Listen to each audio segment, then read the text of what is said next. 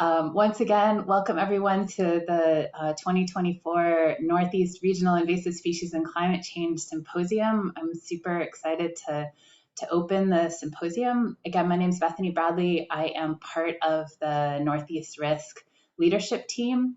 And before we get started with our keynote, I'm going to go through a little bit of housekeeping as well as some highlights of what the RISC team has been up to over the last year since we last saw each other in this format. So first thing is we're using a Zoom meeting format rather than a webinar format. And the reason for that is because we want everybody to be able to participate in conversations and discussions, but it also means that you can unmute yourself and talk at any time. So please keep an eye on that in the middle of presentations. This presentation is being recorded, so there is a chance that if you have your camera on, that we will see you in the recording. So just keep an eye on anything that you put in front of the screen if your video is on.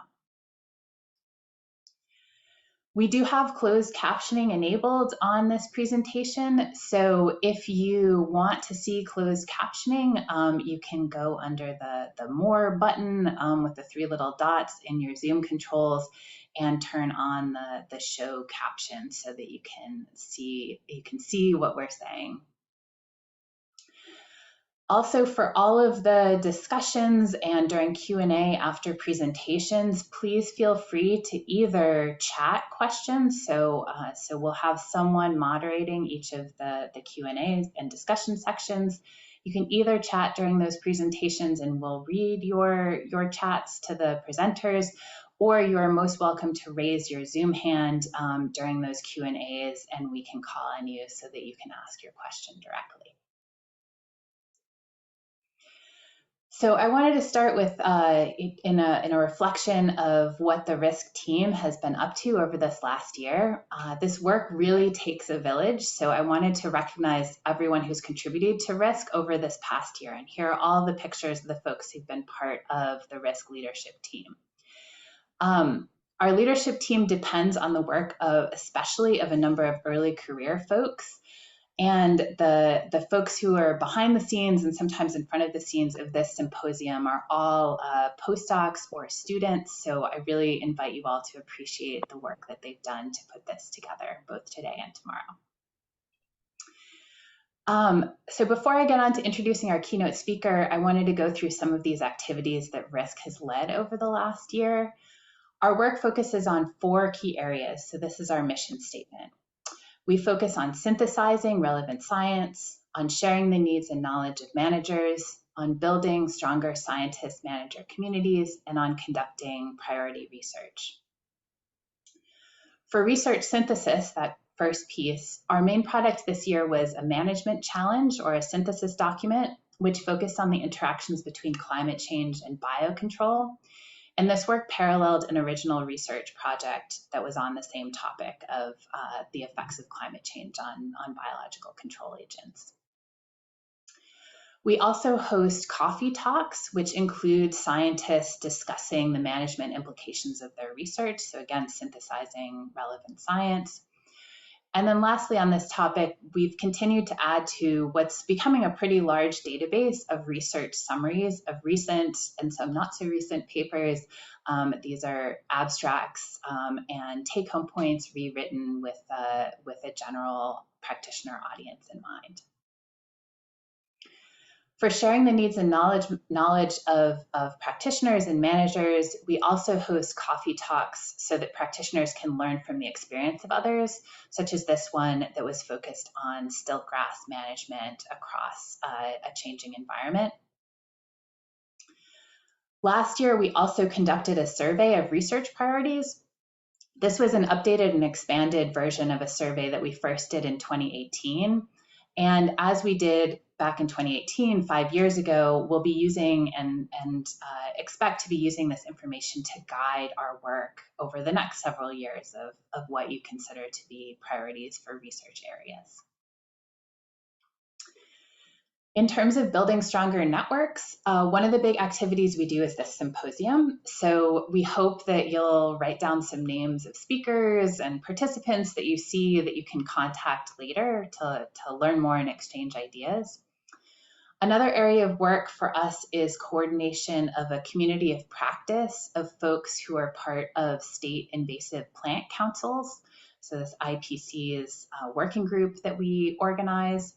And this community of practice helps to share information across borders.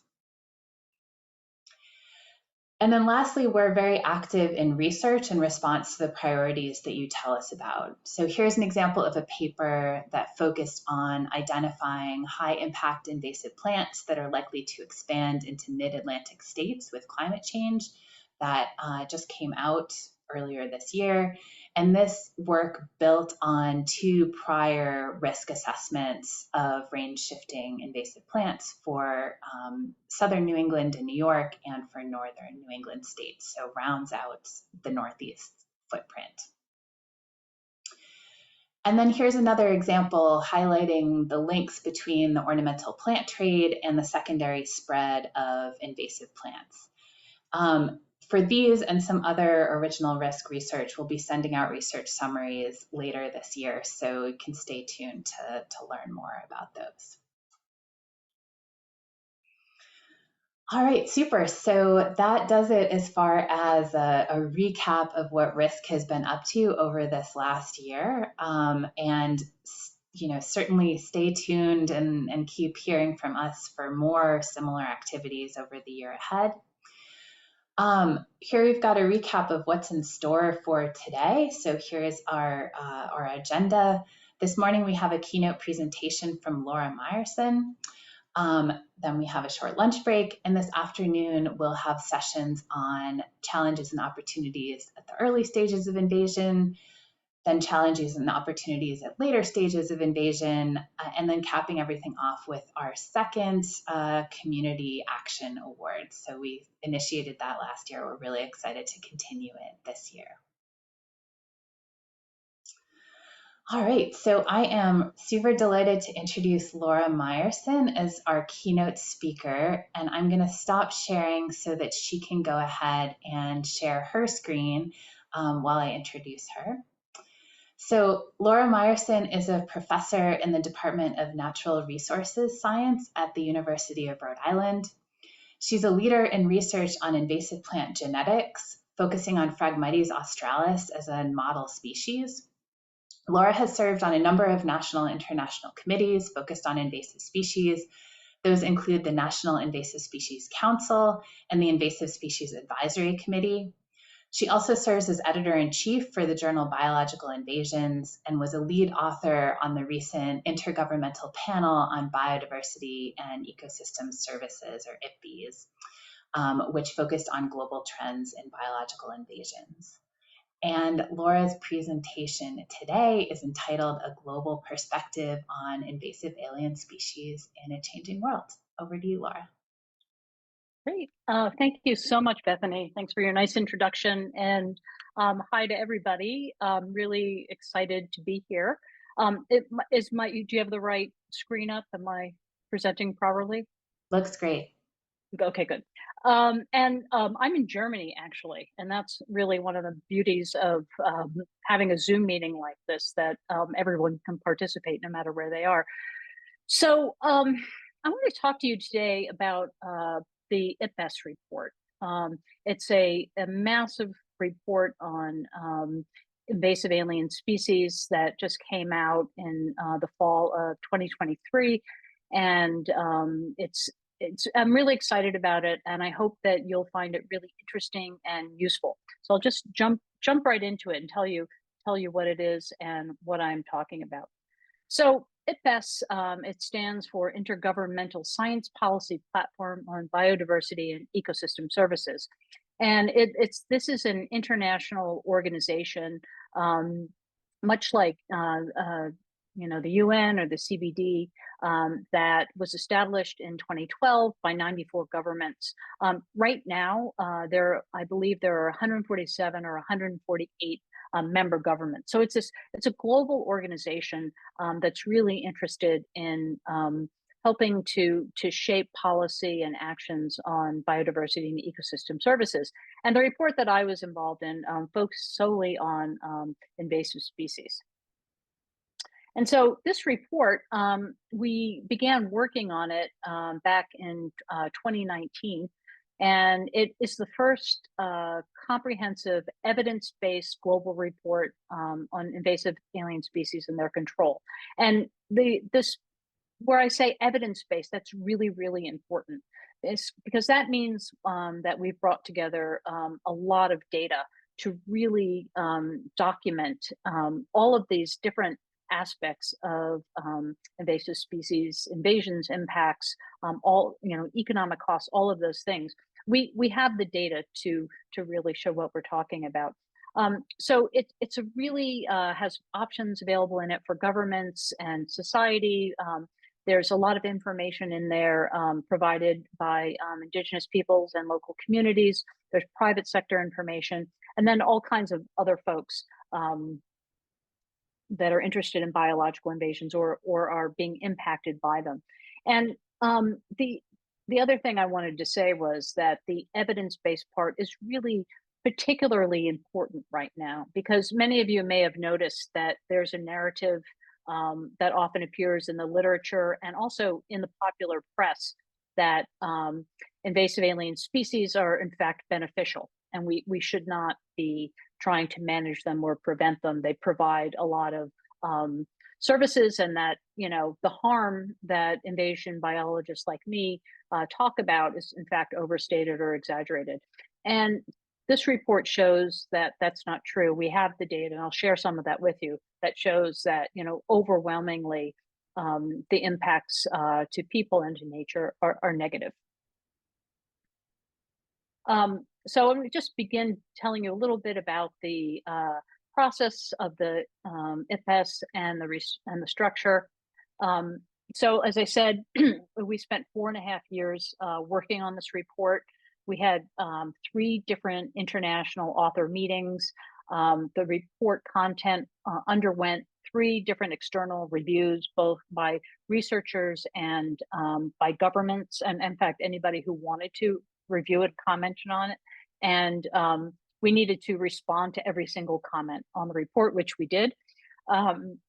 We reviewed more than 13,000 documents in depth, and we engaged with multiple knowledge systems and also the gray literature, not just the published scientific literature. So we tried to be as comprehensive as we could.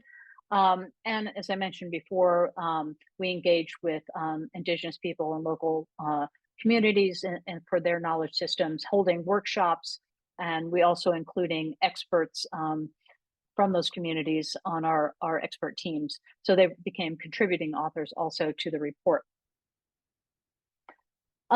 We had 86 expert authors from 47 different countries. They represented all global regions, and also many disciplines and sub-disciplines within the field of invasion science. We had an additional 200 contributing authors. So we had nearly 300 people writing this report and working on this report, in addition to all the comments, excellent comments we received. And we tried very hard to have country level coverage of for using checklists and all those kinds of things, so that we could really have a global picture.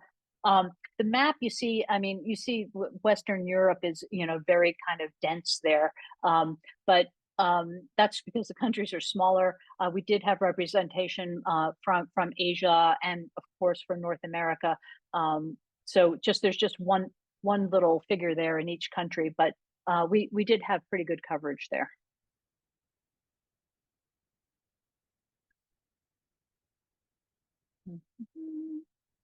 It's the frozen. There we go. And let's see, yeah. So and this is what the structure of the report in terms of the chapters. Of course, we had the introductory chapter, which set the scene. Chapter 2 focuses on the status and trends of invasion. So that's the chapter that I co-led with Hanno Siebens, And it's a very data-rich chapter that I think you'll find very interesting, and I'll present some of those data in a little bit. The third chapter focused on drivers of invasion, the fourth chapter on impacts of invasion, and the fifth on management. And finally, chapter 6 really focused on policy and future options for invasion. What can we do? The report is over 1,600 pages. It's absolutely huge, but there is also available a summary for policymakers, which is about 56 pages, I think, and then multiple fact sheets, which are really useful, that really condense the content of the report. And I just want to say that all aspects of the report are available online to everybody, including the data is also freely available. So I would encourage all of you to find the report. You can just, Google IPBES invasive alien species, and you'll find it. And I really hope that you'll find it useful. I'm going to just talk a little bit about terminology, because we are very specific in the terms that we use because of the kinds of data that were available. So we really distinguish between three nested types of introduced species. So, at the largest level, we had alien species, animals, plants, and other organisms introduced by people to new regions. And that level was the level we had the most data for. Then we also collected data on established alien species. So those were species where we could document that they had not only been introduced, but they had in fact established, and maybe they had spread some. And then finally, we had invasive alien species, which are known to have established and spread and to have negative impacts on nature, people, and the economy. And we had, the least amount of available data for invasive alien species. So we took a really conservative approach to how we classified the data on each of these. So when I'm presenting the numbers, you should think that we're being quite conservative, and often they were quite a bit higher, we suspect. And then finally, we in this report we talk about biological invasions as a process. That's the process of intentionally or unintentionally transporting species outside of their natural range by humans, where they might establish and spread. And if you look into the report, I think this graphic is in the summary for policymakers. It has a nice sort of synopsis of that whole process and how all of these work together. So I'd encourage you to take a look at that. And by the way, there are many slides and graphics available to anybody that wants to use them. And if anyone wants slides from my talk, I'd be more than happy to share them. Okay, so what did we find? These are the big headlines. Invasive alien species are one of the 5 major drivers of biodiversity loss. The other 4 are, of course, climate change, land use change, sea use change, and pollution. And so invasive species is in there as one of the big 5 driving biodiversity loss. We also found that invasive alien species impact every ecosystem on Earth. So there's no place that has not been touched by invasive species. And that's, for me at least, very sobering. And then finally, global estimated costs for invasions are estimated to be in the hundreds of billions of dollars. And, this was quite a conservative estimate. We think that the true costs are more likely in the trillions. There are a lot of impacts, financial impacts, that are never reported. And so they go undocumented and are not included in these numbers. But I'll talk a little bit more about the economics in a minute, and a few slides down. So people and nature are threatened by invasive alien species in all regions of the Earth.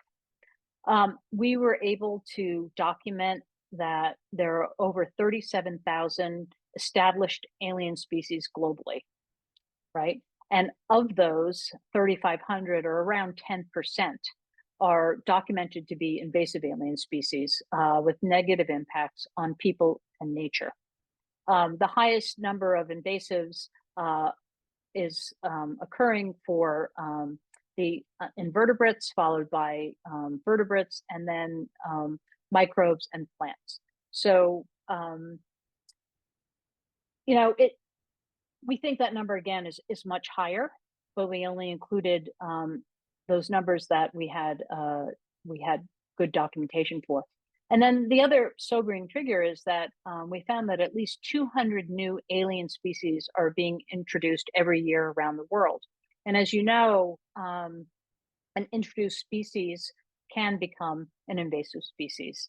There is, you know, whether you think about the tens rule or, you know, just the probability, we know that some percentage of those introduced species are going to become invasive. So we were really fortunate in that we were able to document trends in established alien species. So remember, alien species that have established and may have spread over the last 5 centuries. You can see here that on the y-axis, we have the number of species, and the x-axis is the year. And we were able to go back using first records nearly to 1500. So these data span 5 centuries.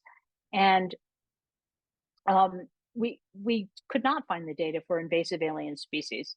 But you know, the thing about this curve is that it's very, very familiar to us. It looks very much like the curve for climate change, or you know, increasing CO2 concentrations. We've all become, you know, quite familiar with this.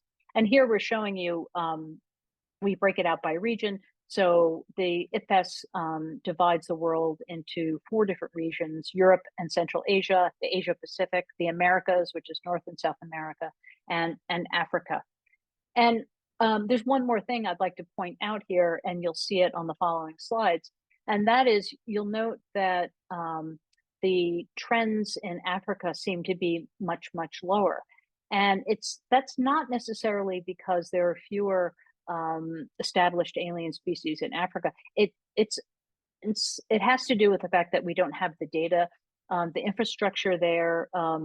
In many cases outside of South Africa is not quite as strong, and there aren't as many available data as there are for say Europe and North America.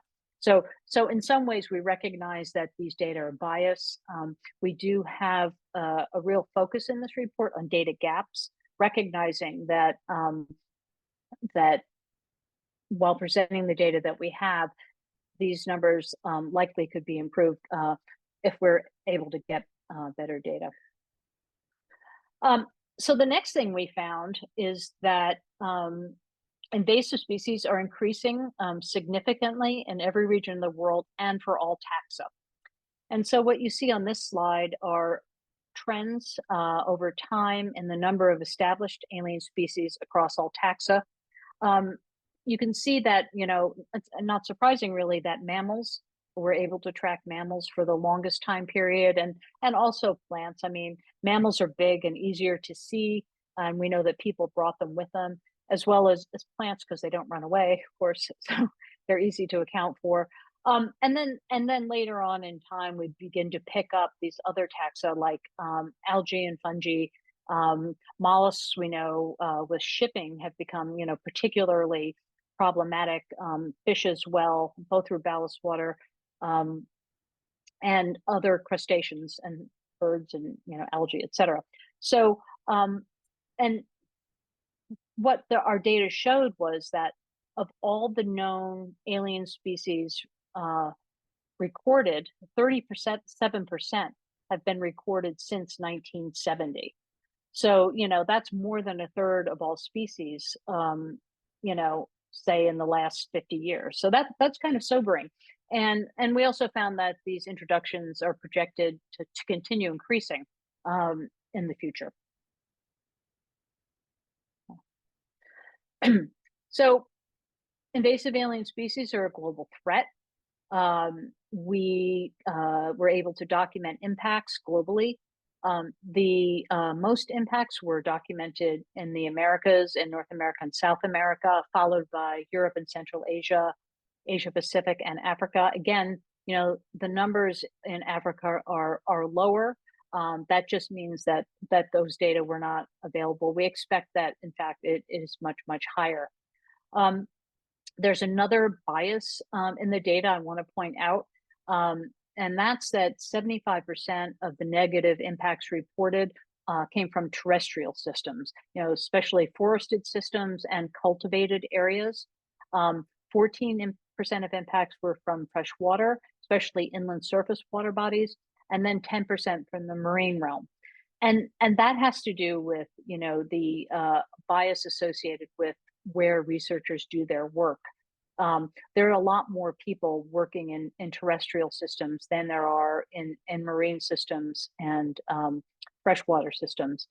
We think that the negative impacts are in fact much higher, and I'm sure that some of you here could corroborate that. So again, we've noted these in the report as data gaps.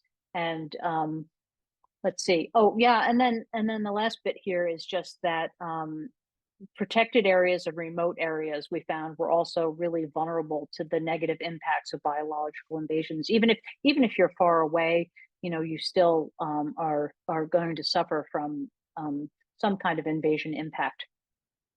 We accumulated a lot of evidence on the negative impacts of invasions on nature. Three of the big ones are ecosystem change, predation and herbivory, and competition with natives. So, for example, transforming ecosystems from forests to agriculture, altering nutrient cycles, light regimes, that kind of thing. Predation and herbivory, of course, are quite obvious and really direct impacts. Spongy moth, of course, in the Northeast is a huge one.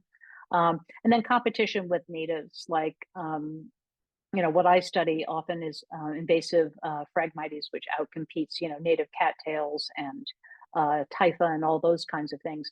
And of course, there are many other negative impacts of invasive species, like hybridization, disease transmission, poisoning, toxicity, biofouling, et cetera, et cetera, et cetera. It goes on and on. But we really were able to accumulate a very strong database documenting this. And also, we found that invasive species can cause dramatic and often irreversible changes to nature across the globe.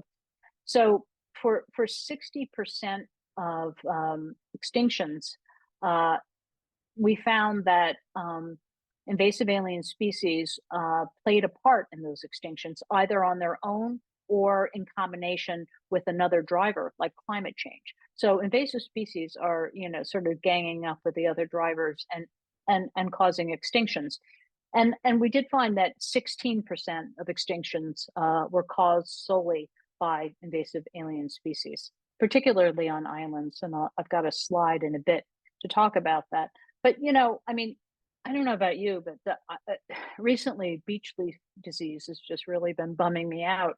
Our beautiful beach forests are, being impacted, and very quickly the beaches are dying. And, I'm going to visit a beach forest that I'm watching turn into an early successional system where, really, pioneer species are beginning to pop up in the understory because the canopy is now gone. So it really can be quite dramatic over a very short period of time. So in the report, we found more than 1,200 documented local extinctions due to invasive species. Again, this is a conservative number, but we think that a lot of the evidence just hasn't made it into the literature.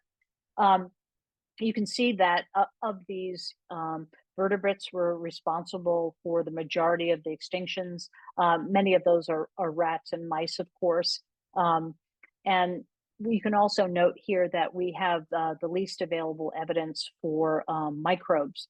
But, we know that microbes, all kinds of things, viruses, fungi, are really driving species to extinction, some rather quickly. And that's information we need to really focus on and gather. So I mentioned islands earlier. Invasive species are really a major cause of biodiversity loss on island. 20% of all the impacts from invasive species that were reported came from island ecosystems. And 90% of the global extinctions on islands list invasive species as a major cause.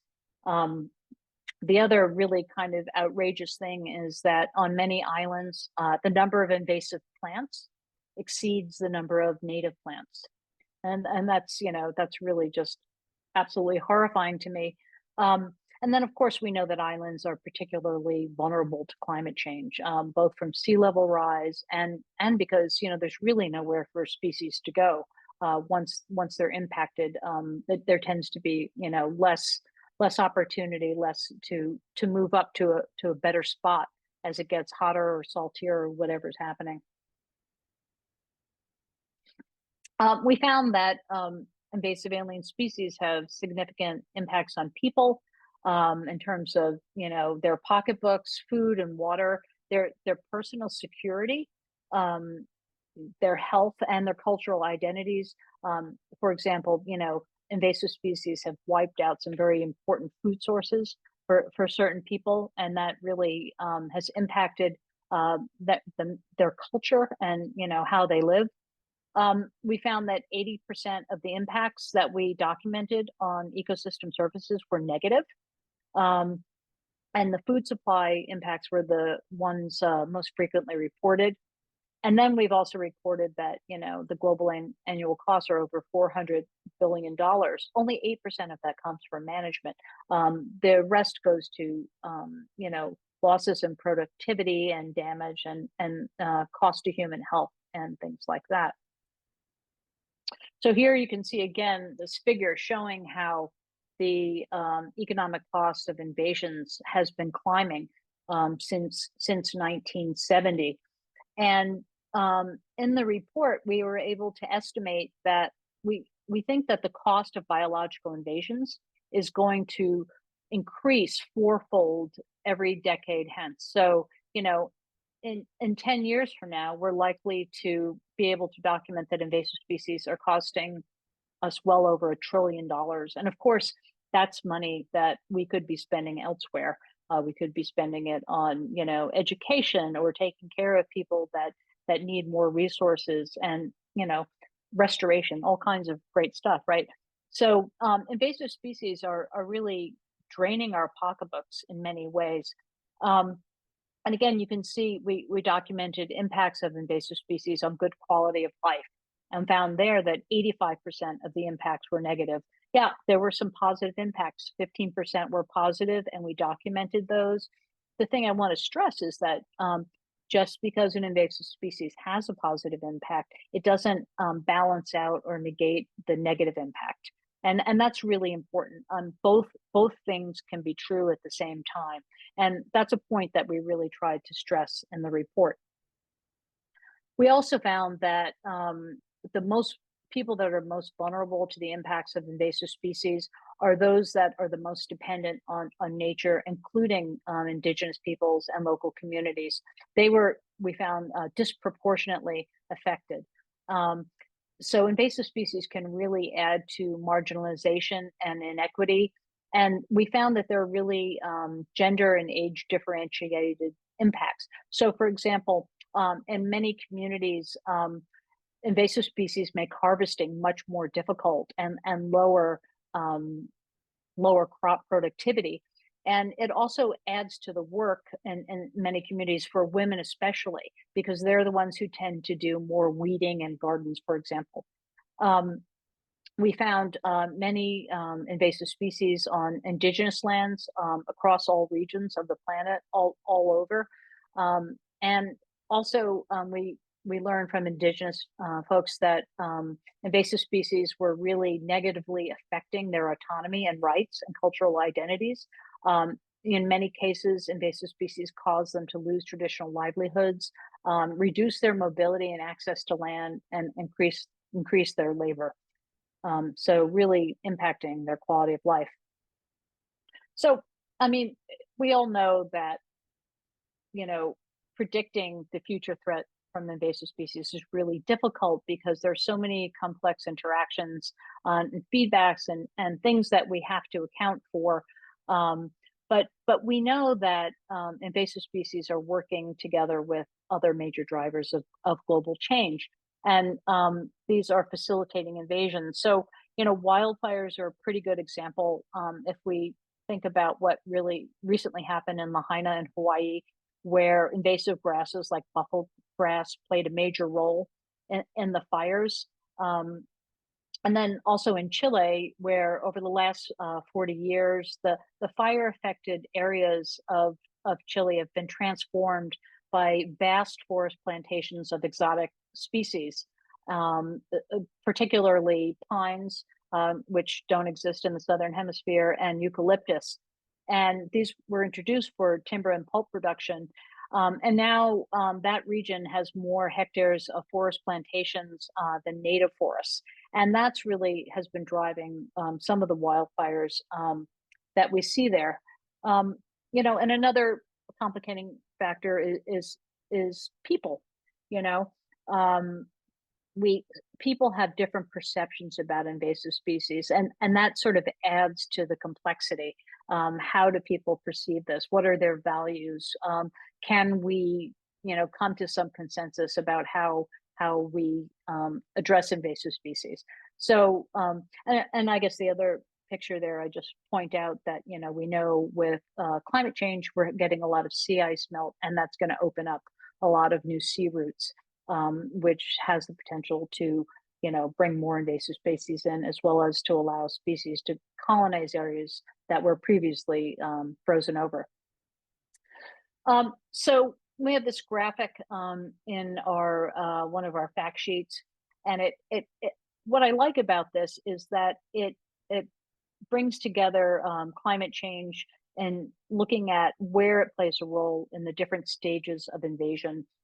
Some of you might be familiar with the paper by Tim Blackburn et al., where they put forth this idea that invasions actually happen in stages, beginning with taking up the species and transporting it to a new location, introducing it. It has to become established, and then it spreads. So in our report, we found that while climate change plays a role at all invasion stages, it does play a role during transport and introduction. It makes a difference how cold it is, or how hot it is, or how dry it is, whether the species will survive.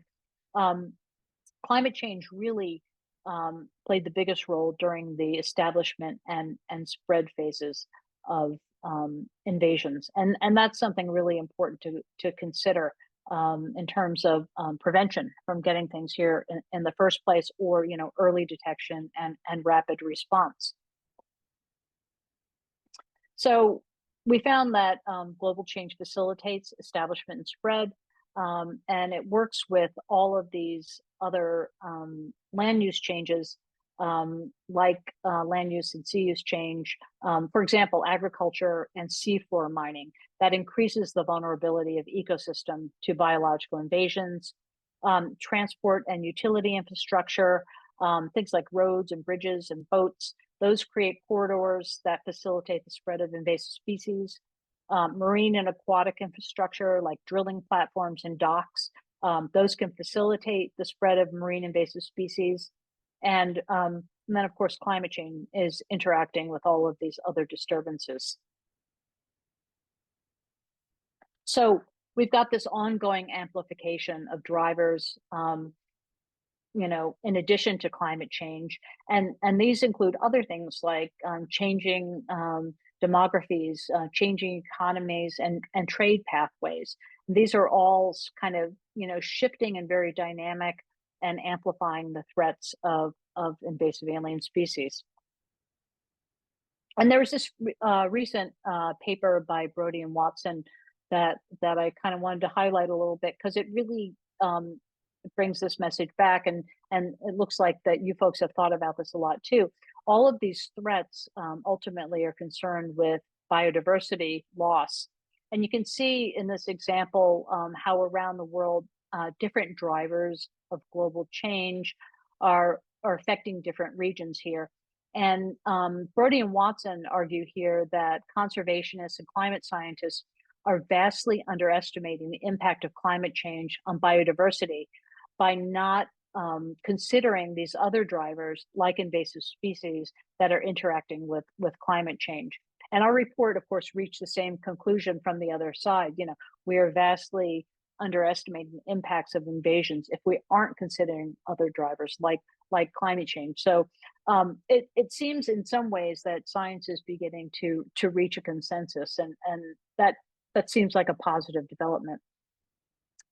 There's this other paper by Clements and Jones that I thought was kind of interesting, where they're pointing out how climate change is creating selection pressures on invasive weeds that are helping these weeds to, rapidly evolve and adapt, and increasing the gene pool, which is, never really a good thing. And what was particularly interesting to me about this is that climate change is acting both to increase genetic variation, through mechanisms like polyploidy and hybridization, but it's also selecting for reduced genetic variation for traits like clonal growth and plasticity, both of which we know to be important traits for many invasive species, like Phragmites, which I study, which actually has both polyploidy, clonal growth, and plasticity. So hybridization too. It's got it all. So there are a lot of people thinking about this and the different ways that climate change is interacting with invasive species to help them to spread more and to make the problem worse. So that's all sounds terrible. And what we also found in the report, though, is that we found that 80% of countries have targets to manage biological invasions within their national biodiversity strategies and action plans. Okay, that's great. 80% is a great number. However, 83% of those 80% don't have any legislation or regulations that are directed specifically toward prevention and control of invasive species. And 45% of countries don't invest at all in invasive alien species management. And, that's bad news because, not only for those countries, but an invasive species in one place can easily be transported and become an invasive species in another place. So it's really in our best interest for all of us to be managing invasive species across the globe. So we know, people are at the heart of the problem, right? We all know this. Human activities facilitate invasions, transport, introduction, establishment. But what we found in the report is that if we continue, business as usual scenario, by 2050, we expect the total number of invasive or alien species to increase by another 36% relative to 2005. And you might remember earlier that I said that the number of alien species introductions had increased by 37% since 1970. So we're talking about, again, another increase in a shorter amount of time, and only 45 years. So we as human beings, we really need to get it together. And for me, I think that we need people to change their hearts and also their behavior. And I put this up particularly because I teach a conservation biology class, and whenever I talk about cats as invasive species, half the class loses their minds. And there's so much evidence out there that cats really do drive extinctions, and your sweet little kitty that you're letting out is probably doing a lot of murdering and marauding while they're out there. And it's hard to convince people of that, and in fact that they should keep their cats inside. So part of, I think, what we're learning is that we really need to find ways to communicate with people and to convince them that they have to change their behavior and mindsets too. So we think that people are the solution. Effective management, when it works, it really, really works. And we know that we can manage invasive species by targeting pathways of introduction and spread. So that's a place where we can stop them from happening in the first place. We can target particular invasive species at the local or landscape scales, especially those that are high risk. Or we can also choose to manage ecosystems or landscapes to make them more resistant to biological invasion. So we have a lot of options to deal with this. And we all know that prevention and preparedness are the most cost-effective options. There's still sometimes a hard sell, as we know, to policymakers, because it's hard to invest in something that, you don't see. After a disaster, a lot of money usually flows in, but we want to invest in preventing that disaster in the first place. Um, so pathway management, it really requires strongly enforced import controls, both pre-border, border, and post-border biosecurity, and that requires investment, both from governments and from people. People need to stop trying to sneak things into the country. We need to prevent escape from confinement, especially on islands, and it's really important in marine and connected waters, because we know that in those systems it's really hard to eradicate a species once it gets loose. So it's really important there to keep them out in the first place. And then again, it's all of the usual things that we need. We need more funding, better science, and better technologies. So yeah, eradication does work. It's been especially successful on islands and in many places where invasive species have been eradicated. Biodiversity has been able to bounce back, and that's really, really encouraging. When you can't eradicate a species, containment and control can be really effective. And then the other really good news is that we know that we can restore ecosystems. There's adaptive management and restoration has been really effective and causing ecosystems to really bounce back. And there's a lot of evidence and a growing body of evidence for that. So that's the good news. And achieving all of these goals takes a lot of work. It takes engagement with people. Engaging with people inevitably improves outcomes, even if sometimes it can be awkward or complex, even where values and ethics differ. Because what we found in the report is that collaboration across knowledge systems always brings new and better ideas and solutions, and that's truly what we think we need. So we have this nice figure that really summarizes the available management actions, and it kind of categorizes them at stages and levels and scales, which I like a lot. And so we can think about managing invasive species across different scales of space and time, across scales of government, federal, state, and local systems. And then across the different stages of invasion, because what we've learned is, depending on the stage of invasion, you might have a different kind of intervention. And so all of the outcomes of these actions really are going to result in a reduced threat from biological invasion and mitigating the impacts of the other drivers like climate change, like land conversion, like pollution. All of these things will reduce biodiversity loss. So the report, it supports sharing of information within and across countries. It really supports capacity building. And as I mentioned earlier, the report, all of the data in the report and all of the references used in the report are freely available to anybody who wants them. You should easily be able to find it on Google. If you can't, just email me and I'll send you the links. The report also supports the integrated governance model, and that's a system where companies are directed and controlled so that sustainability is integrated, and it ensures like a value creation for everybody, not only for the company, but for all the stakeholders in the company. And so it's a leadership model that we think can be really helpful in shaping policies and really improving engagement and policy coherence and innovation for everybody.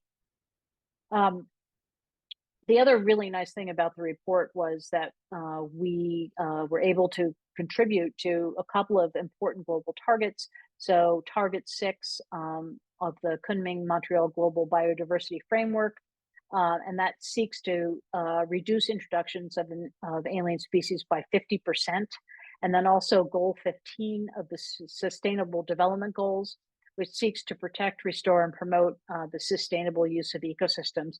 And this picture here is when they finally actually, we spent, several days negotiating with 143 governments, and staying up well past midnight with them. And here we are, relieved. It's finally been approved, so we're all clapping. And then, this report got a lot of press.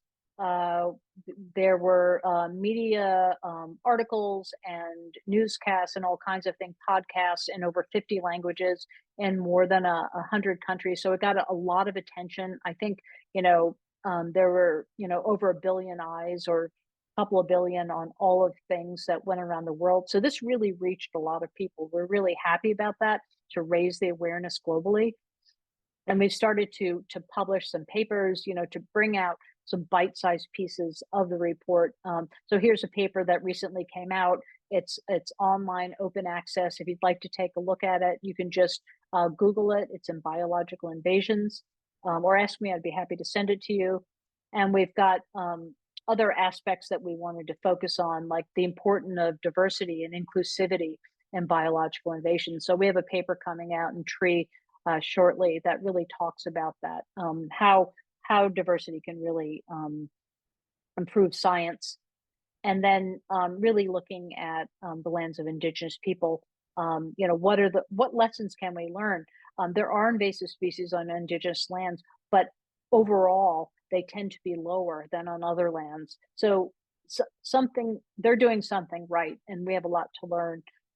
So we have a paper talking a bit about that. And then again, talking about, the threats, the big picture of what's happening, and what can we do. So all of this information is coming out. We think that we have compelling evidence for immediate and sustained action. This report represents the first time there's global consensus on the threat of invasive alien species. It's never happened before. So that's really good news. We think there are attainable goals, and we know that we really need to work together and commit to the long term for really doing a better job and reducing invasive species. So I'll end with this graphic here, which summarizes a lot of the information in the report. And I thank you for attention, and I'd be happy to take questions. Thanks so much, Laura, for a great presentation, and for just, really incredibly impressive body of work that you and others have put together. As Eva and Dan have said in the chat, please feel free to put questions either in the Q&A or in the chat. I can see both of those. So I'm going to start with a question from Robert, which goes back to the graphics that you were looking at of interactions between invasive species and other global changes. And he's asking, in terms of invasive plants, can you talk a little bit more about the relationship between the intensity of invasion and the habitats being invaded?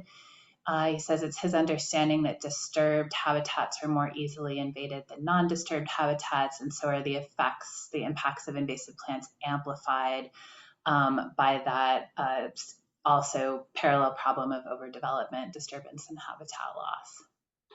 Yeah, it's a wonderful question. I think that's absolutely right. I mean, where the disturbance initially is obviously, destroying the biodiversity that's there, and then it's, we know that a lot of invasive plants are really scrappy. I mean, for example, I've seen Phragmites growing out of the concrete in a sidewalk in a city. I mean, it's ridiculous, and we've all seen this all over the place. So yeah, I mean, the thing is that a lot of invasive species are so good at coming in quickly, being really opportunistic, and taking advantage of any available resource and then tying it up.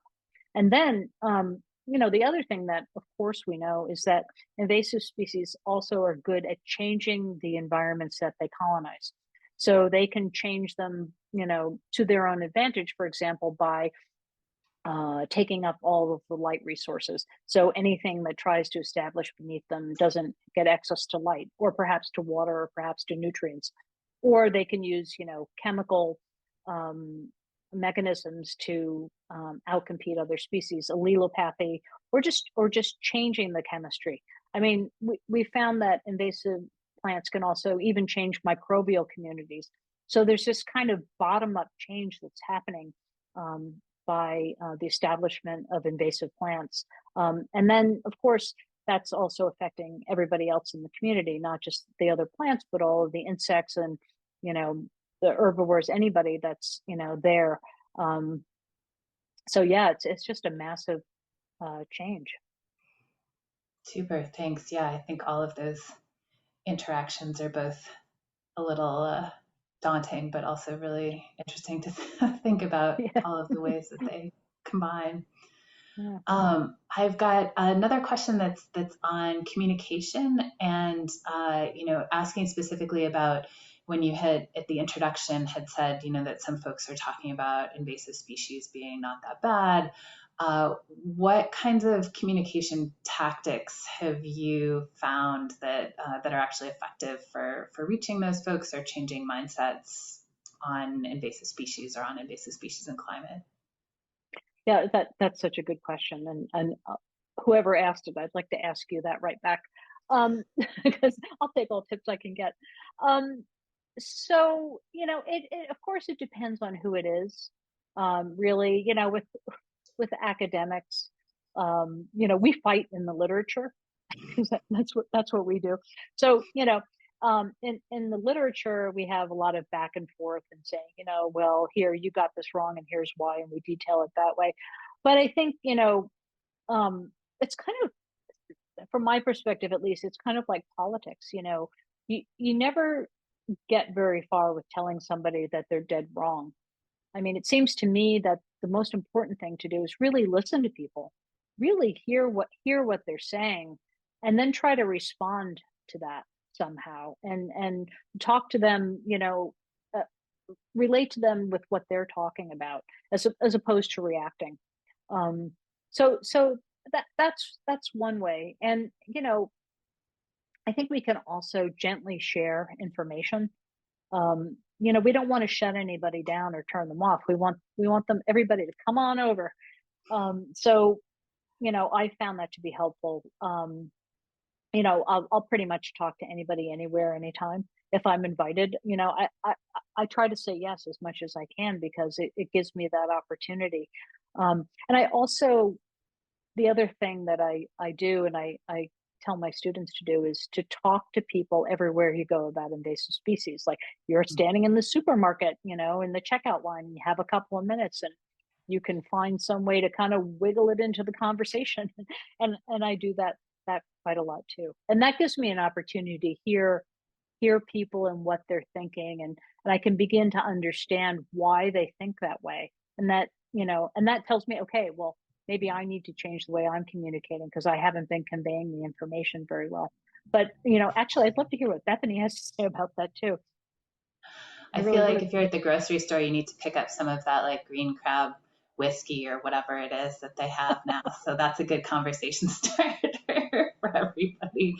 But I really liked your comment at the beginning, which was we want to learn from everybody here of what communication strategies. So Dan put in the chat too that we have a session tomorrow talking about communicating climate change and invasive species. So if you're, for everybody in the audience who's interested in that topic, please come and share your ideas. We're close to time, so I'm going to add one more question. Since I know it's getting late at night for Laura, she's probably ready for dinner time or beer or something in Germany. Both. So one other question was, you talked a lot about the international stage and the global stage, and we've got a lot of folks who are interested at the kind of individual person stage or the individual property level. Is there advice from the report or from your own experience about what types of prevention measures, action measures we as individuals can take? Yeah, absolutely. So if you go into the data of the report, you can get data locally it's not all strictly at the global scale, but I mean, many of the things that we talk about, for example, biosecurity, That's not just an international concept. That's a local concept. That's, cleaning the bottom of your boat before you move from one pond to another. If you've been in a wetland, cleaning off your shoes so you're not tracking an invasive species from one place to another. Not releasing pets. Don't plant invasive plants. That pretty plant you saw at the plant store, you need to find out what it is, and don't put it in your yard. And maybe, talk to your neighbors. If they've got it on their property, what it is, maybe you need to, gently talk to them and say, hey, I think this is a problem. In my neighborhood, we have a lot of tree of heaven, Ailanthus altissima. And oh God, I've gone around the neighborhood, and people are kind of like, oh, well, it's a nice tree, I don't care. But I started to say, oh, well, it's an alternate host for the spotted lanternfly. And so I got pretty opportunistic about it because, everyone heard about the spotted lanternfly now. And so that I try to find ways to get people's attention in that way. But, it's all of those things, if it's next door, it's going to spread to our property. We shouldn't be, putting things on our property that are going to spread. And, there's some things that we can't do anything about, like beach leaf disease. There's no way really to keep it out. So I think it's a mixed bag. I think that if you looked at the management section of the report, chapter 2, I think there's a lot of good information in there that can be definitely scaled down to the individual level. And I think that people would find useful. Super. Thanks so much. There are a couple more questions in the Q&A as well as in the chat. Laura, if you have a couple of minutes to stick around and type answers, I want to make sure everybody in the East has chance for a lunch break. So we do have a lunch break. We'll be back at 12:30 Eastern to start the next session on the managing the early stages of invasion. So thanks again, Laura. Really appreciate the presentation. And thanks everyone in the audience. We'll see you in 27 minutes or thereabouts. Thank you. Thank you so much for having me. Yeah, thanks.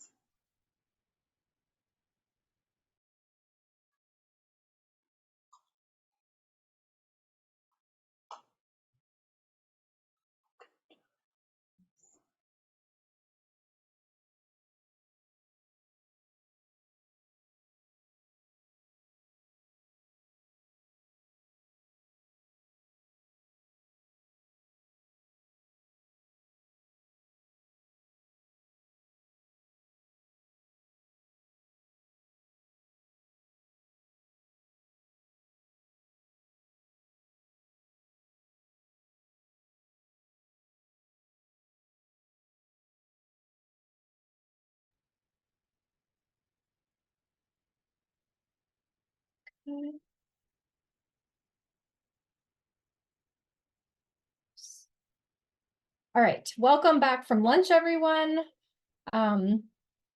We are now starting our first session of the symposium, the challenges and opportunities of early stage invasion. This session explores the complexities surrounding early stage biological invasion through discussion on the current science, new tools, and conventional and alternative methods in response to new invasion. The group of speakers will discuss on-the-ground perspectives on issues related to the early detection, intervention, and regulation of invasive species in the context of climate change. Each speaker will talk for about 10 to 12 minutes, and then we will have 3 to 5 minutes for questions from the audience. So first up, we have Dr. Ryan Berner, a research wildlife biologist with USGS, who will be speaking on a project predicting invasion risk across the US for 50 aquatic invasive species through the use of BioLake lake temperature-based climate layers and predictive modeling. So I'm going to stop sharing my screen and pass it over to Ryan. All right. Good afternoon, everyone. And thank you very much, Ali, and the organizers for the opportunity to be here. I'm looking forward to talking to you a bit today about the climate matching method and its success or maybe lack thereof, we'll see, in predicting invasions, and then in particular about some lake temperature-based climate layers that we created for this purpose. Okay. So if you're familiar with the CliMatch algorithm, it's reasonably widely used in predicting invasion risk. And essentially what it does is it looks at the locations where a given species is known to occur. It kind of quantifies the climate in those areas. And then it compares that kind of range of climatic variability to a region of interest to figure out how good of a match there is. And so in this example, we'll look at this fish, the snakehead. We'll look at non-US locations, and we'll run this climate matching algorithm to make some predictions for the US. And this has become much more accessible over the last couple of years because some of my co-authors developed this CliMatch R package. And so what this algorithm gives you for each location of interest is this 0 to 10 scale of how similar the climate is. And so this is fairly widely used, but there's several kind of issues, challenges, questions that I came across as I got into this. And one is that these predictions are really seldom tested against a null model. So how well does this really work? Hasn't necessarily been quantified that often.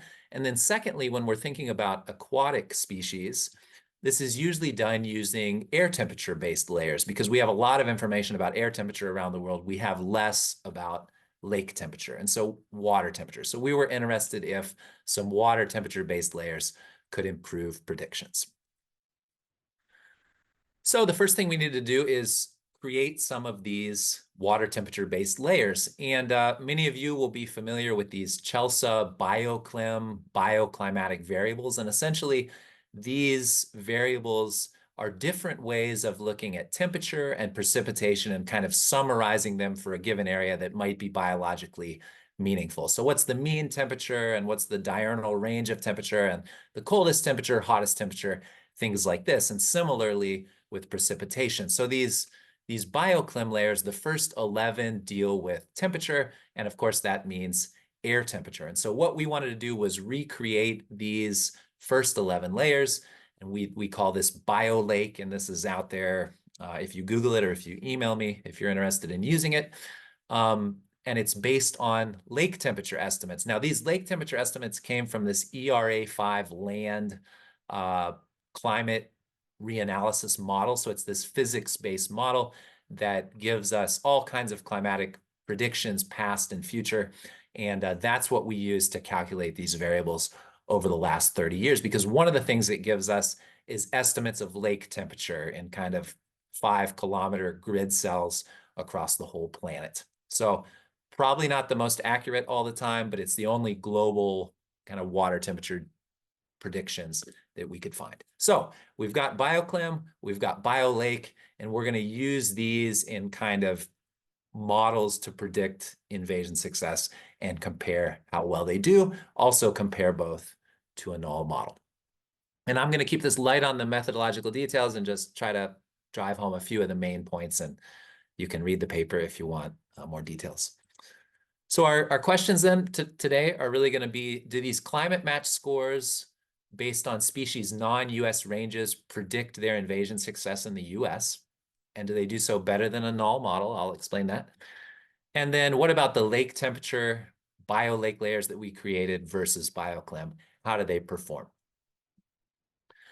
So we needed some species to do this with, and normally if you were interested in predicting risk, you'd be thinking about species that weren't in an area of interest yet, and you want to know, is there a danger that they'll come there and be established? But since we want to test how well this is working, we needed to get a bunch of species that were already in the US and then kind of ignore those US locations, make predictions based on their non-US locations, and then see how well what has actually happened in their invasion matches those predictions. So we started with a big database, and we basically winnowed it down to species that had enough records both within and outside the US on GBIF, which is a species location database, public database, and those were the species that we kept. So maybe you can see some of your favorite or least favorite aquatic invasives on this list. Then what did we do for each species? So we downloaded all these GBIF locations. This is an example for goldfish. We've got all these non-US locations on this map. And we basically trained our climate matching model on the climate in these areas. And then we matched that to the climate in the continental US to see what kind of scores we were getting. So again, this is that 0 to 10 score from white to green, where green is the most likely to be invaded. And then we overlaid that with the known locations from GBIF of each species in the country. And so then what we were able to do is at each one of those known locations, we could extract that climate match score and see how we did. And that's what we get on this plot. I'll walk you through this. So on the left, it's the model using BioClim. On the right, it's the model using BioLake. And then these colored violins are kind of the distribution of scores where this species, this particular snail, was present in North America. And so you'll notice that there's that black bar, that's the median value. Usually where this snail was present using BioClim, got a predicted score of about 8. Using BioLake, a predicted score of about 6. And we could just stop there and say, well, 8 is really good. That's what we want to see done. But imagine a model that just predicted a perfect 10 across all of the US. Well, then all of your species locations would show a 10. You'd think you were really doing great with that model, but it would really give you no way to prioritize where it might invade. It wouldn't give you kind of any predictive value. So what we also did is sample 10,000 times randomly, kind of systematically across the US to look at the range of scores. And that's what these gray background plots are. And we'll call that our null expectation. And so what we're interested in then in evaluating the performance is not just how high were the scores where present. We also want to know, maybe we mostly want to know, kind of what is the difference between the score where present and the median score of that kind of null expectation. And so that's what we're going to use to evaluate if there's really kind of predictive power in these models. And then to figure out if BioClim or BioLake is better, we're just going to see which of those differences is bigger, essentially. So here's just kind of a shot of a random selection of these 70 species. And you'll notice that some of these, like the one in this red box, there's essentially no difference between that observed distribution and that background null distribution. This basically means that there's no predictive power in this model. Species just kind of occur at random throughout the US, in spite of those scores being relatively high. But then there are other species like this one, where you can tell from those gray violin plots that there are very few species in the continental US that are highly suited to this species, or at least that closely match its native range climate. But you can see that basically all of those actual observations are clustered right up at the top there. So this is a species where we're getting really good predictive value. Excuse me. Okay. So what if we kind of aggregate this across all species, and we want to know how big are the differences between the known locations and the random expectation, and how do those compare among the two models? So these box plots show that difference in scores for BioClim on the left, BioLake on the right. And you can see that the mean of both of those box plots is somewhere about 1.25. So that means on this scale of 1 to 10, locations where species are present have a score about 1 to 1.25 higher than random locations.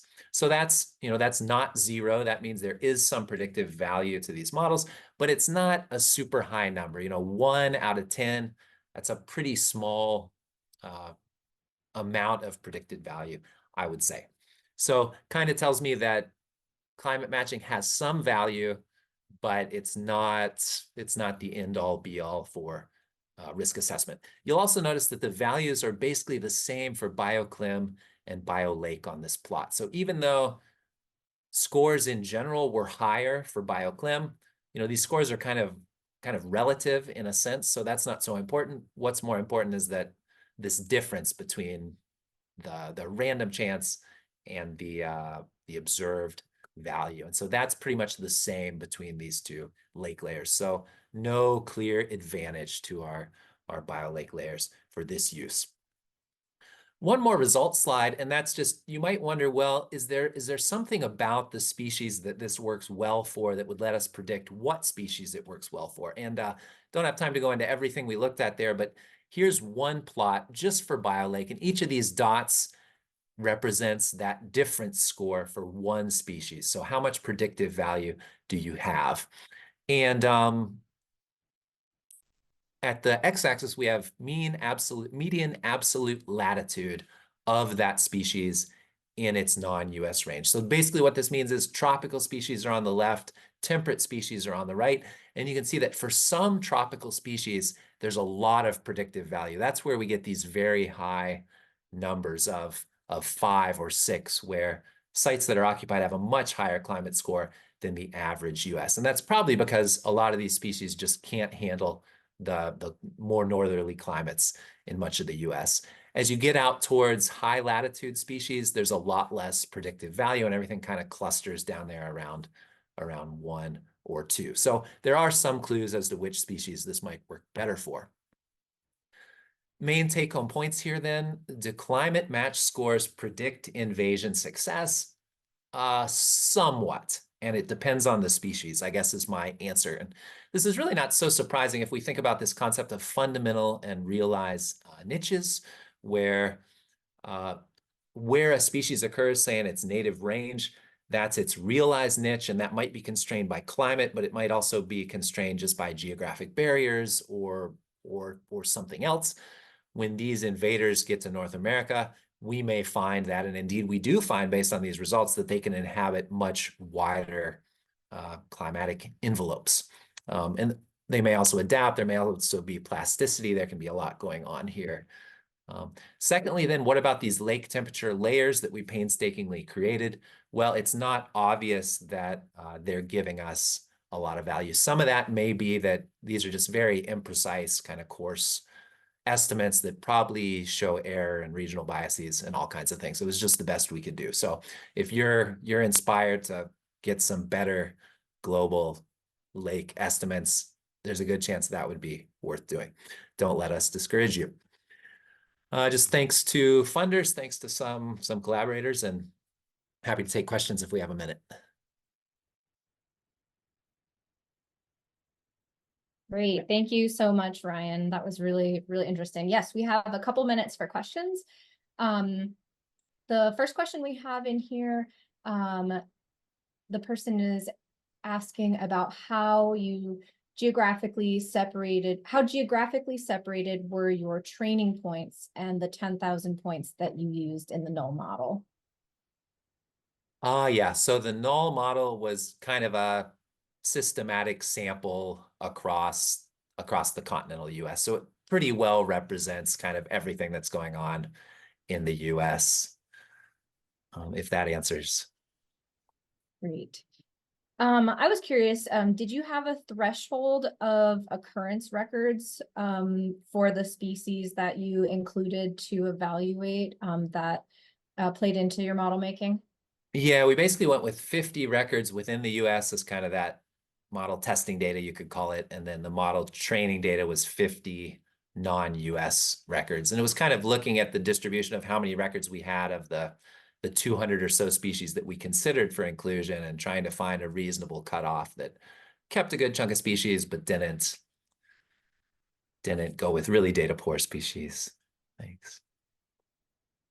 And our next question is, do your results change the way you feel about how realistic or useful it is to predict species distributions in general? Yeah, I guess if we're thinking about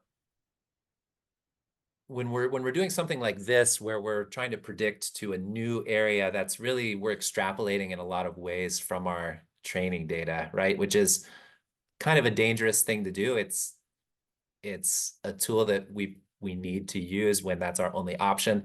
But yeah, it definitely makes me hesitant to put too much stock in a lot of this stuff, and especially climate matching as a standalone method, without diving more into, there's more that could be done with which species this is working for, and can we predict other species that it might work for, you know? And there's some bias as well in this, because all these species eventually did invade the US. So in that sense, these are more successful invaders that probably, you know, are not the norm of all species that live anywhere. We have time for one more question, and that is, could the lack of competition or lack of biological control from their native range allow for aquatic invasive species to have a higher capacity to handle different climate conditions, aka can they allocate more of its efforts to deal with different climates it wouldn't have in its native range? Yeah, that's a great question. That, you know, I'm not a invasive species expert, but it makes a lot of sense just from an ecological perspective that you can only deal with so many challenges at once. If you're not dealing with your pathogens from home, your competitors from home, then maybe you have more, you know, adaptive flexibility or whatever, more margin to deal with other environmental conditions. Yeah. Great. Thank you so much, Ryan. If others have questions for Ryan, feel free to put them in the chat. And if he's able to answer them through writing response, then that would be fantastic. So we're Absolutely. going to... Thanks, everyone. Thank you, Ryan. Appreciate it. Okay. Next, we have Dr. Katie O'Shaughnessy, postdoctoral research at the Dauphin Island Sea Lab in Alabama. She will be speaking on a horizon scanning method she developed to assess the potential of future marine invaders under both current and future climate change conditions. Take it away, Katie.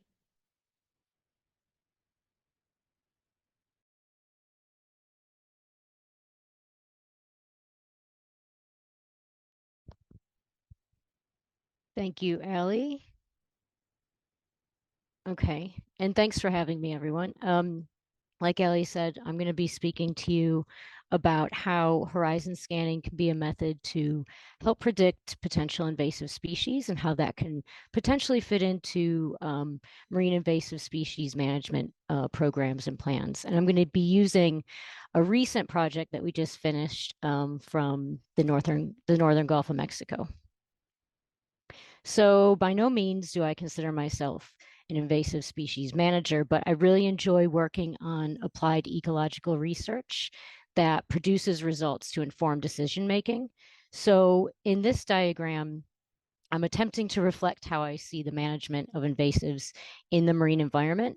And I really do believe that the most important step in management of marine invasive species is the preventative stage, because it's almost impossible to eradicate marine invasives once they're established. We all know that.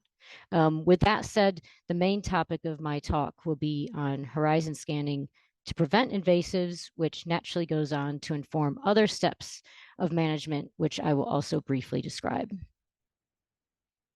So in the context of invasive species, horizon scanning prioritizes the threat posed by species that are absent or not yet widely spread in a risk assessment area. And it asks what species are likely to be introduced, established, and cause ecological or socioeconomic harm, usually on this time scale between 5 and 10 years. And it is an essential element of early warning and rapid response plans. So for our specific project, our research question asked what species are likely to be introduced, established, and cause ecological and or socioeconomic harm to coastal and marine habitats in the risk assessment area over the next decade. Our risk assessment area was coastal Alabama, Mississippi, Louisiana, and Texas, because there was already another group assessing potential invasives in Florida, which was great for us because we all know how kind of big of a mess Florida can be when it comes to invasives. So we were viewing our geographic scope as kind of an addition to the Florida scan so that we got a more complete picture of potential invasive species in the Gulf of Mexico. The scope of our project covered estuarine, coastal, and marine habitats out to the edge of the continental shelf, and we didn't look at any deep water species. we included these 9 major taxonomic groups, which was largely based on the expertise of taxonomic experts that we could find at the time. So overall, there were 13 taxonomic experts that assessed these species, and we got an additional 10 experts to review those screenings. And it was a good spread of people from academia, government, and industry.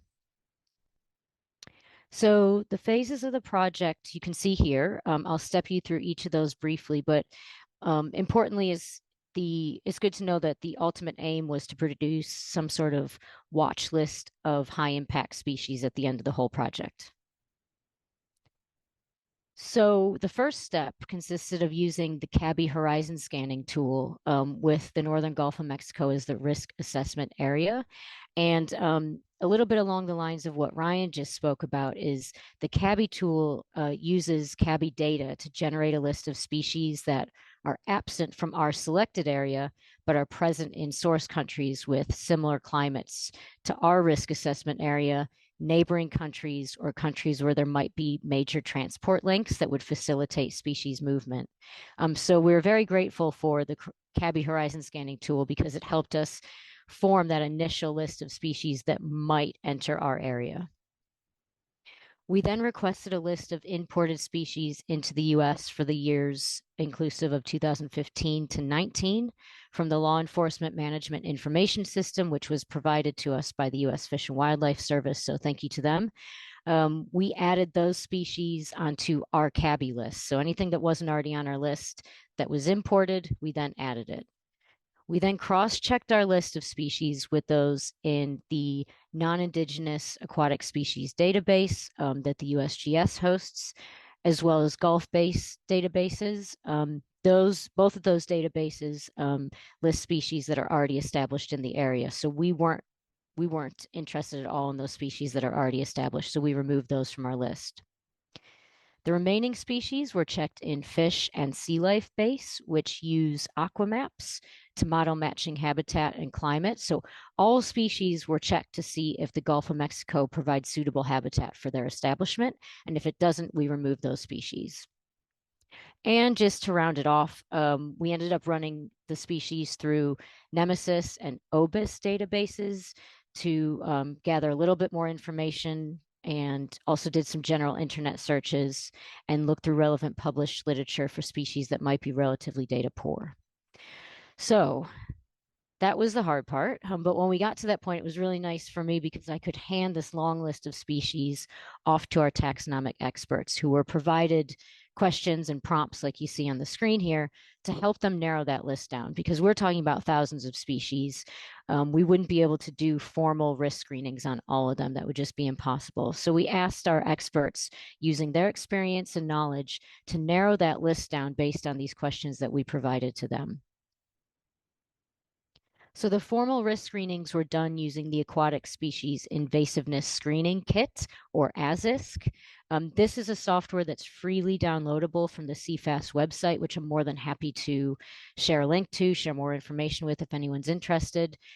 This tool was developed from the European Non-Native Species in Aquaculture Risk Scheme, which is based on Fei Long et al.'s weed risk assessment model from 1999, which is kind of a popular Sentinel type of paper that everyone refers to. And the details of the ASISC itself were published by Kopp et al. In 2016. In fact, we were quite happy to see a few years ago a review of the application of this tool, which found that 195 assessors representing 120 risk assessment areas across 6 continents actually screened over 800 non-native species from 15 groups of aquatic organisms, which included freshwater, brackish, and marine. So we were really happy to use this tool because it's obviously been used in lots of other studies. So we're quite content with that. So the ASISC is a self-automated workbook using Excel Visual Basic Architecture, and it consists of 55 questions that generate scores from the assessors' answers and their confidence levels. And the questions, as you can imagine, cover different things about the species regarding their potential to cause ecological or socioeconomic harm, specific traits, preferred climate and habitat, resource exploitation, reproduction, etc., things like that. It also covers questions about how the species would fare under future climate change conditions. Now, the tool has a threshold score with which you can distinguish between high and medium or low risk species. And I know that these numbers don't necessarily mean anything to you. So to put this into context, using this tool, marine fish in the Mediterranean that score above 12.75 are considered high risk. And you can see here that prior to the widespread establishment of the lionfish in the Med, this evaluation was done for this particular species in the Mediterranean Sea, and they found that it scored 45.5 and 57.5 when considering future climate change conditions. So this is a very high scoring species, a very high risk species. And time has shown us that this species is actually quite high risk because it has become established. So when the assessment is complete, it's really nice that it produces a summary of answers and scores like you see here. And this is within Excel, so it's easy to share with anyone who's interested. For the review process, we asked the original author to supply any literature references, links to databases, supply that to an independent reviewer who went ahead and agreed or disagreed with the original assessment. And when there was any sort of disagreement, I got them together, we had a chat, and there was a consensus that was reached. So there was luckily no fighting amongst experts. We all played along happily. So originally, that initial list was over 1,300 potentially invasive species. We narrowed that down to 138 that were formally assessed using the ASIS tool. What we found is that for the basic risk screening, 15 fish, 2 tunicates, and 26 inverts were ranked as high risk, whereas under future climate change conditions, this was actually increased to 16, 3, and 33 for fish, tunicates, and inverts respectively. And this showed an increase in score for 76 species under future climate change conditions. Okay, so in summary, invasion success, according to the tool and all the assessments we did, was generally attributed to greater than one introduction vector, species using ballast water as a vector, species with pelagic life stage, and species that produce lots of offspring in a short time frame. So this isn't, rocket science. This is not, this is exactly what we expected, but it was really nice to have it shown kind of in a quantitative and systematic way. So this information can be used. So this information from the Horizon Scan is really nice, especially how the tool produces the scores and a summary of all the answers to go on and inform full risk assessments and to inform the management of invasive species even further. So I'm going to really briefly talk to you about how we think our Horizon Scanning results can fit into the rest of the management of invasive species. So full risk assessments, as we all know, can vary by country, by who's doing it, by region, by agency, by organization. But generally speaking, those of you that may not have done any full risk assessments, I just wanted to let you know that they're usually based on site and environmental conditions, such as proximity to protected sites, level of wave exposure, salinity, number and extent of artificial structures, etc. It also should include existing biological information, since the common school of thought is that an area with a diverse native biological assemblage might be more resistant to invasive species. Jury's still out on that one. But full risk assessment should also consider doing pathway risk assessments, meaning how exactly has that species or could that species arrive to a particular location, because this will be helpful in setting up various monitoring schemes. And finally, it's really important to get an idea of what existing biosecurity measures are in place. So is there any continuous monitoring in place? Are there any sort of vessel inspection or boat washdown regulations in place? Okay, so after a full risk assessment of using the most high risk species from your horizon scanning, this information can then go on to inform monitoring and early detection and rapid response plans. So monitoring can definitely be informed by our horizon scanning results. And I'll use an example from Texas Parks and Wildlife Coastal Fisheries, which are currently taking the results from our horizon scan and making ID guides, photo guides of our high-risk species and distributing it to their biological monitoring program staff that work on the ground, so that if they were to detect or capture any of these species within their monitoring program, they would be able to flag that immediately in the Texas Parks and Wildlife biological data system. And then going on to talk a bit about early detection and rapid response. I think most of us know what this all means. Importantly, your rapid response plan must be in place before any sort of detection of this species is within your area, so you can act fast to control or eradicate. And I just thought I would finish briefly by kind of showing a real life success story about how results from a horizon scan can go on to inform a successful early detection and rapid response. So I was involved in some work a couple years ago where I got called up to the Outer Hebrides in Scotland because a barge was moved from Ireland to Scotland, and the biologists in Scotland had done a horizon scan talking or kind of discussing which species from Ireland might arrive to Scotland that Scotland doesn't yet have. And they got a list of species together, and they got some plans together so that if these species were detected, they'd be able to enact a rapid response. Lo and behold, the invasive Austrominius modestus barnacle was detected once it got to Scotland on this barge. And so I got called up to Scotland to positively identify this species and make a plan for how to proceed. So once I identified it, they went ahead and enacted their rapid response plan, which was to, as you can see here, physically vacuum and scrape off all of the barnacles, which were absolutely abundant all over this barge. They got a dive team in right away. They had already had this plan in place, so they could deploy this dive team immediately. But it was it was pretty expensive, and it took a couple of weeks for them to scrape all the barnacles off of that barge. But the important thing was that they had already had this plan in place. And I'm happy to say that I got a call from the scientists up there a couple weeks ago, and they still haven't seen any trace of the invasive barnacle. So it's happy days for everyone, and I think so far a success story.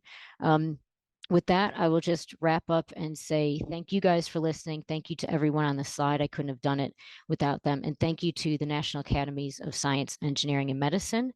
And please, anyone contact me if you're interested in a more thorough description of our horizon scan, because it involves a lot more than what I was able to talk about today. And I'm also more than happy to share any of the data and information that we acquired from doing the whole thing. And yeah, thank you for listening. Thanks so much, Katie. That was really fascinating. And I particularly loved the example that you gave at the end, showing all of that work in action. We have time for one question, and that is from Kathy. Are aquatic plants distributed through aquarium and water gardens on your horizon? Yes, that was part of the tool itself. The ASIS tool asks particular questions about pathways of introduction, and one of them did address, through ornamental trade and through the pet trade as well. So that for fish, at least, we did find that to be a major pathway of potential introduction and spread. So that is covered within the tool. So yes. Great. Thank you so much, Katie. We really appreciate you presenting. Feel free to continue to ask questions in the chat, and if Katie's able to answer them via typing, she will. Thank you again, Katie. Appreciate it. Okay. Next, we have Dr. Matthew Helmus, Assistant Professor at Temple University, who will be speaking about the rapidly expanding spotted lanternfly and his work on assisting and communicating its risk at both global and local spatial scales. Take it away, Matt. Great. You can hear me okay, right, Allie? Yes, perfect. Okay, perfect. Great. Well, thank you for having me today. So today I'm going to talk about our work on the spotted lanternfly, and I'm going to focus a lot on the frameworks that we've developed in order to understand this invasion. So there are 3 stages to the invasion process that we can think about: the transport stage, the establishment stage, and the impact stage. And this is all under invasion process theory. And so if transport, establishment, and impact potentials are high for a particular species, then there's a severe risk of this species becoming invasive. And so we're going to use this framework in order to understand the spotted lanternfly. And I'll talk about the spotted lanternfly and why it's such an invasive pest throughout the talk. But it was first found in 2014 outside of Philadelphia, Pennsylvania. And that's where my university is in Philadelphia, Pennsylvania. So I'm going to go through the spotted lanternfly invasion process and focus on the work that our team has done on it. And so our team consists of 3 professors. Myself, I focus on data science. Dr. Jocelyn Bem works in field biology. And then Dr. Benjamin Seibel works in mathematical modeling. But really, we are not doing any of this work. It's the huge group of postdocs and graduate students, undergraduates, and research tech that's doing most of this work. So I'm really relying on them to give you all these great results that I'm going to show you. I'm going to go through things pretty quickly because I want to give a broad overview of all the work that we've done. So I apologize if I'm going to move through pretty quickly, but hopefully it'll give you enough information for you then to go to our website and take a look at what we've done. One of the first things that we did as a team working on spotted lanternfly was to come up with a framework for how we can make our research applicable rapidly. And so we came up with a framework for developing stakeholder apps under the invasion process theory that I gave you. And you can go to this website, you can take a look at our spotted lanternfly app dashboard. And throughout the talk, I'll give examples of these apps that we've developed. So first, stepping through the invasion process, let's think about how spotted lanternfly is transported. So spotted lanternfly is a species of really high concern, and so there's lots of state and federal agencies that are surveying for it, but every agency has their own way of surveying, and they often collect data differently through time. And so that then made us think about how we come up with a framework to compile big data on invasive species spread like we're dealing with for spotted lanternfly. The first step of the framework we came up with was to collaborate with agencies to collect the data. And then we came up with a way to process the data from all these different sources, harmonizing it.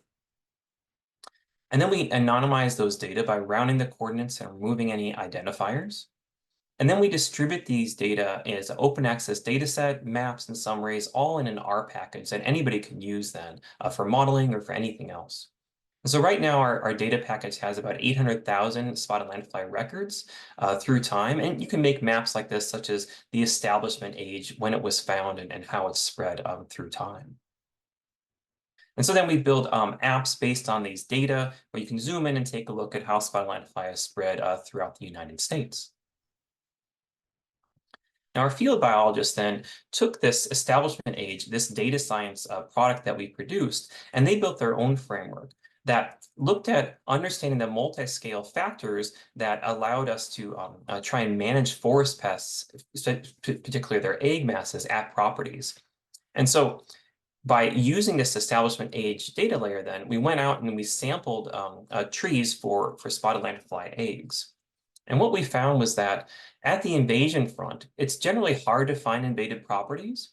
But once you find one of those invaded properties, a lot of those trees are going to have lots and lots of egg masses. And so the effort then is really in finding those sites, those invaded properties. But in the older sites, those in the invasion core, it's actually difficult to find eggs. So sites all more or less have eggs, but it's really hard to find those egg masses on those trees. And so you have to take both a temporal and a spatial multi-scale perspective when you're actually surveying for eggs that you then want to manage and treat.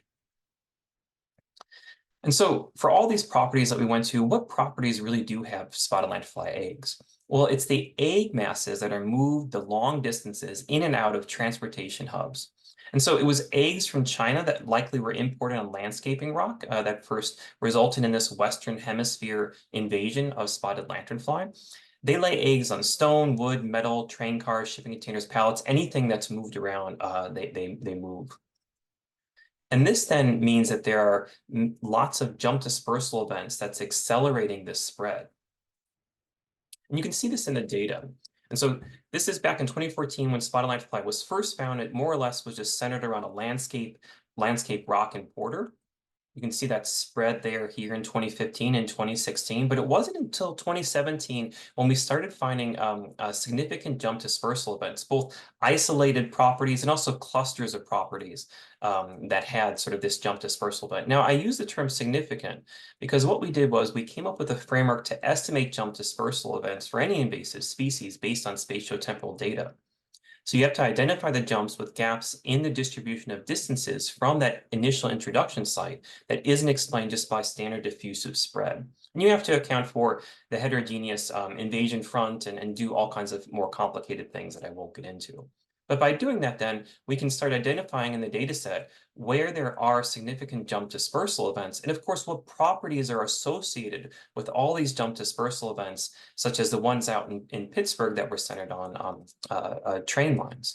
So you can see then through time how these jump dispersal events have really accelerated this spread, accelerated this invasion front of spotted lanternfly. And so using our knowledge on what properties are associated with these jump dispersal events then, we came up with a framework to build stakeholder apps that map this invasion, these invasion hubs. Our technician, Isabella, has now built about 17 different apps for different states. So if you are someone in a state who would like one of these apps, please reach out and contact us. So in these apps, you can zoom in and zoom out, highlight different properties, and then actually get driving directions to those properties. And so this is used by a survey tool for both the USDA and also state agricultural departments. And so what I've talked to you then about so far is a framework that we use to compile big data, one that we've developed in order to manage forest pest eggs, one to estimate jump dispersal events, and then finally one to map invasion hub properties. But let's focus now on the establishment phase. So a lot of our work has been on building first principle population growth models of spotted lanternfly. And we take the life cycle of spotted lanternfly, and then we subdivide it into different systems of partial differential equations. And so one of the first things that the mathematicians in our group have done is develop a really novel way of solving for the growth rate in population dynamic models, which is the mathematics I'm not going to go into, but basically what it is you can estimate the growth rate for spotted lanternfly or any species based on just mean seasonal temperatures at locations in different parts of the globe or in different parts of the US. And so we did that for spotted lanternfly, and we can come up then with a establishment map based on these mean seasonal temperatures. But we know that temperature doesn't just vary very smoothly like a sinusoidal curve, but it's very variable. And that variability might actually affect establishment and growth, especially when we're thinking about how climate change is affecting climatic variability. And so we came up with a framework in order to estimate how that climatic variability affects establishment and growth. But the main point of this framework was essentially just we compare the growth rates between both mean temperature profiles or seasonal averages versus those where we add noise or variable temperatures. And so we were able then to compare what the growth rate is among these different scenarios. And so we do that at a lot of locations across the United States. And I want to just focus on two that are actually in close proximity, but show very different patterns. Napa and Yosemite, both areas that possibly could have spotted lanternfly. I'm going to show a series of figures in order to illustrate that. On the y-axis, I have simulated growth rate of all of our models from about 1,000 simulations, and I have increasing temperature variability on the x-axis. There's going to be two lines that are here. These two lines indicate what the growth rate is without any temperature variability. So this is what you expect if there is no temperature variability. And then this line here is at 1, which is that equilibrium growth rate where populations neither increase nor decrease, neither grow nor decline. So that means if then variability increases growth compared to that average, then you'd see simulation values falling up here. Anything that's below this line means there's lower growth, and anything below this one line means that there's population decline. This is for Yosemite. So we increasingly simulated data that had more and more variability and ran the model. And as you can see, there are some simulations, some populations that increase in growth rate a little bit, but for the most part, variability causes this population to decline and then to crash. But that's not the case in Napa. So this is very close in distance, but very different temperature profiles. Here you can see that increasing temperature variability actually causes a lot of simulations to have massive explosive population growth. And eventually, though, if you really, really amp up the variability, then you end up getting populations crashing. And so we did that across the United States, and then we've aggregated the data up to counties, and we identified then places in the United States where establishment is likely. And if those environmental conditions, the other environmental conditions for spotted lionfly are met, these are the counties that are most likely to have really sticky, really strongly established spotted lionfly populations where outbreaks most likely. And so frameworks I've talked about, one I've talked about in terms of solving for growth rate and population dynamic models. And the second one I've talked about was dealing with climatic variability on establishment, which is a really important topic for invasive species research. So finally, let's think about impact potential. So what is the risk of spotted lionfly to the global wine market? So the spotted lionfly feeds on a lot of different host species, a lot of different forest trees, but they have major impacts on grape growers. So these are just a few of the quotes that I got back in January 2023 from some of the local vineyards in Pennsylvania that have been dealing with the spotted lionfly outbreak, this invasion, for years. Now, if you remember when I talked about the invasion process, we were also thinking about the invasion process during the pandemic. And we realized, just like a lot of people who do invasive species research, that this invasion process is essentially analogous to the infection process of transmissibility, infectivity, and then virulence. And there have been a lot of frameworks that have been developed in order to understand a disease. And one of the major frameworks that was developed in the last 10 years or so is called the Pandemic Severity Assessment Framework. It was developed by the CDC, and it was a way to assess the risk of human pathogens that cause pandemics. It has a numbered risk scale, which is really nice and intuitive to communicate to the public and the stakeholders. It also has intuitive quadrant plots and other things.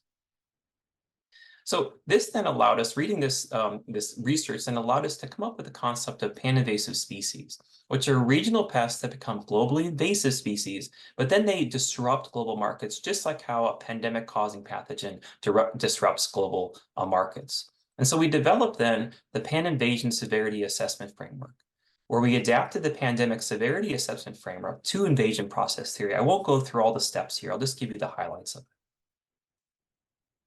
So we estimated the global establishment potential, global transport risk, and also global impact risk of spotted lionfly if it would spread into different grape growing regions on Earth. And so that's all those purple points here. And then these gray lines here, that is that transport potential. And we estimated, based on our methods then, that the risk of spotted lionfly impacting the global wine market is about an 8 out of 10. So here I've got wine export market size on the y-axis, and then predicted invasion severity on the x-axis. And you can see that those countries such as France, Spain, Italy, that have huge wine markets also are those areas where those invasion potentials all align, where you have really high establishment potential and transport potential, and then of course impact potential as well. And then we developed several apps based on this work, but an app where you can zoom in and take a look at these different impact potentials for spotted lionfly across Earth. So what I've done is I've thrown a lot of stuff at you, but I just wanted to end this on this question of why develop frameworks and apps based on this invasion process. Why is it that we do this? Well, first, invasion process theory provides an intuitive way to partition the complexities of invasive species spread. We aren't the first ones who thought of this, but it's really nice, and it's easy then to communicate to stakeholders as well. The frameworks that we build then are general, and they can be adapted to many species early and late in the invasion process. And so we're hoping to be able to take these and then adapt them to other spotted lanternflies in the future. And then finally, apps allow researchers to rapidly communicate and also effectively communicate their research to stakeholders and to the public. And we think that that is really key for stemming the spread of invasive species. So thank you so much. If you want to see any of the apps, you can go to this website. And of course, the publications, you can go to our website there as well. Thank you so much. Thank you so much, Matt. Like Laura Meyerson was talking about earlier today about communicating about invasive species at the grocery store, we can now be sure that we should be having these conversations while we're out shopping for our wine. Sure. We have time for one question. Gary Fish asks, we are still struggling with the northern range limitations on spotted lanternfly. How does your jump dispersal app predict the movement of spotted lanternfly into northern New England? Yeah, our app predicts it is moving into northern New England. The question, though, is we are going to constantly get those crop eagles moving into northern New England, and it's already happened. We've already seen evidence of them sort of getting there, but we haven't seen evidence of them establishing there yet. And we think that it's one of those things where maybe during some really warm years, they can establish, but it's possible that that temperature variability, that climatic variability, will cause a nascent population to crash. But again, with climate change, it's hard to know exactly what's going to happen in the next decade or two, because some of our models are showing that there is going to be that northern push of those range limits. But then, of course, we have to think about what is that climatic variability going to do to that establishment limit. Yeah, absolutely. One last question. In addition to federal and state agency acquired data and field surveys, has your research team considered using spotted lanternfly sightings reported in citizen science apps such as iNaturalist, IMAP Invasive, etc., to build your apps and maps? That's a great question, and yes, we suck all those data into that LIDA mapper package. What we do though is that for a lot of our models that we run on the data, we typically filter those data out because they're a little bit less polished, and we don't really know if it's an established population. And so the data are in there, and you can use those citizen science apps, but we don't necessarily always use those data for our modeling because we want really, really robust fine scale data for that. Great. Thank you so much, Matt. We appreciate you being here. Absolutely. And if there are any questions in the chat, feel free to continue to ask questions and we can answer them via typing. Okay, thanks, Allie. Great, thanks. And finally now we have Dr. Roger Shirk, Assistant Professor at Virginia Tech, speaking to us today about the range expansion of the red imported fire ant, its current occurrence, and its future spread along the Atlantic coast. Go ahead, Roger. Okay. Thank you for inviting me, and hello to everyone. So I'm going to talk about this unexpected rapid spread that we found of the fire ants, but I also want to talk a little bit about potential novel means for detection of invasive species and other maybe problematic species. The first half of the talk has been, the work has been conducted by former master student Morgan Malone. She wanted to be here initially, but she just started a new job. She's on her second day, and so thought she couldn't make it. Okay, let's dive in. So the red imported fire ant is native to South America, and it's invasive in the United States. It came in through the port of Mobile, Alabama, and has since, that was in the early 20th century, and has since spread across the southern United States. And as you can see here, by 1996, it basically reached the Carolinas.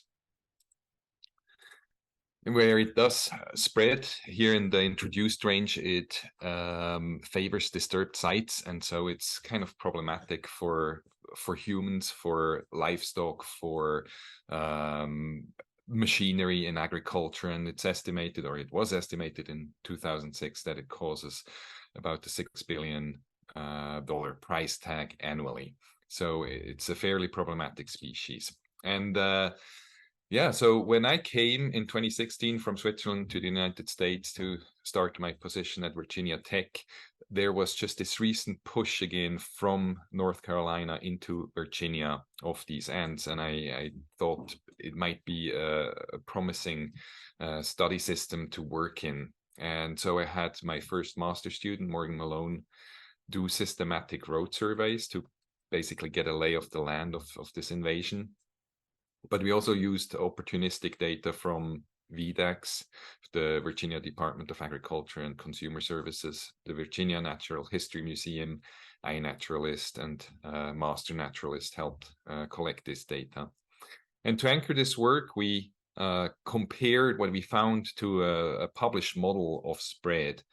And what we then found, so here in the background, by the way you see the map of Virginia and the roadways that Morgan surveyed prospectively.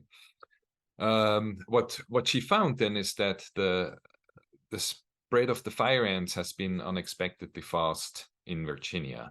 You see again the state of Virginia here. You see the counties that already were under fire ant quarantine as of 2019 when she started her work in this light purple shade.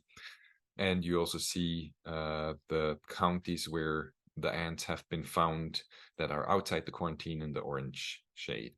But most importantly, overlaid on top, you see the points of occurrence of fire ants, and they are color-coded for whether Meyerson et al. In 2005, this previous model that predicted the future spread, predicted them to be there, and when this model predicted them to be there. The yellow points are basically what would have been predicted, so we would expected these points to be there.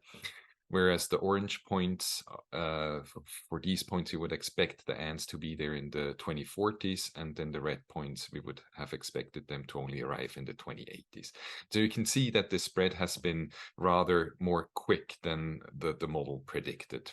And so we thought it might be good to make a new model, and we made the species distribution model based on data from GBIF, the database that Ryan has already mentioned, and we used as predictors the bioclim variables that he has already mentioned as well. And what we found is that, in particular, the annual mean temperature that you see here in the panel A, you have on the x-axis the annual mean temperature in tenths of degrees centigrade, and then on the y-axis you have the invasion probability, and you see that basically below 10 degrees centigrade, the ants shouldn't be found. And then on panel C, you also see that for the minimum temperature that's depicted on the x-axis here, if the temperature drops below -10 degrees centigrade, the ants cannot survive the winter, basically. And we then use this model to predict the current and future extent of the fire ant range. So on the left side, you have the current spread for the continental US, and then in the bottom row, Virginia. And while we don't see the points overlaid here, maybe you can appreciate that this model actually fits the patterns that we find in terms of the spread. So even though we didn't use our own data in the training of the model, this model seems to currently predict pretty well where the ants are. And then as we go through time and the climate is warming, we expect a spread of these ants into the other areas of Virginia that are kind of low-lying, so not the Appalachian Mountains in the west, but basically everything that's kind of in the lower altitudes will be suitable for fire ants to settle in. And also, if we look at the United States, we see some spread probably along the Ohio valley, the river valley there, into the Midwest as we go into the 2070s. And of course, you know, early detection is key, and so people are kind of warned now that this might happen and can start looking for them. What you also learned is that mapping is hard. It took more than 2 years of surveys, and we still only get this snapshot. That's then, as we publish it, is already outdated. The ants have already spread further. And so if you do these prospective samplings, it's really hard to get current data. And with dynamic range expansions and contractions, depending on the severity of the prevailing weather in these years, you never quite know where you're at. And so we are looking for ways to automate this. And one idea that we had was that we could potentially use the communication that ants use to basically eavesdrop on them, and to look at the pheromones they emit and sample these instead of the animals themselves. And that this could work is maybe supported by the fact that these trail alarm and queen pheromones in the fire ants are well characterized.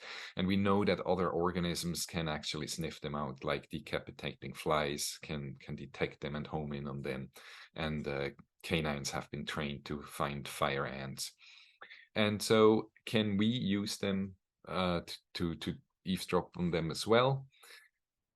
the standard method to detect volatile organic compounds, what these pheromones are, is to use air samplers and then basically pull in air over a cartridge, kind of a filter that you can then analyze in a gas chromatography mass spectrometry device and get a quantity of the desired compound, in our case, the pheromones.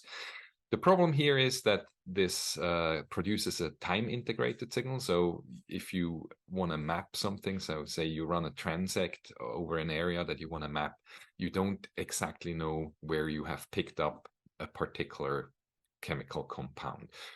And so I came up with the idea that we could maybe borrow from medical imaging. For people who are familiar with computed tomography, we have X-rays that pass through our tissues, and you have multiple transects, and then you have orthogonal transects and transects at different angle, and then you can use a process called back projection to reconstruct the inner life of your skull, as depicted here on the right side. And we thought we can do the same by basically running transects with our air samplers across fields. Here you have trees, but it should just work the same with ant colonies. And if you do orthogonal transects, and if you even add additional angles at which you do these, you should be able to reconstruct the position of these mounds in the land. We did some pilot work on this, and it seems to work. That was in the pandemic. You see my backyard here with the samplers deployed, and grad student Susanne Pinar and James Hurley deploying these. And what we found is that we indeed can reconstruct the position of volatile organic compounds. Here we put out two sources. Decaine is blue and alpha pinene is green.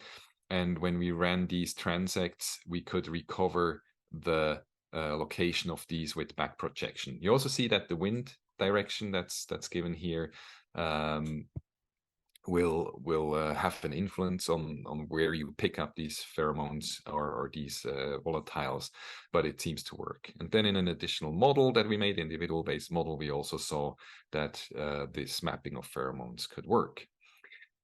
But as we were doing this, our idea with the pheromones was already a little bit outdated. A paper got published in 2022 by Fabian Roger and collaborators, where they have a proof of concept that they could collect airborne environmental DNA and basically meta-barcode these, see what insects are around in a certain area.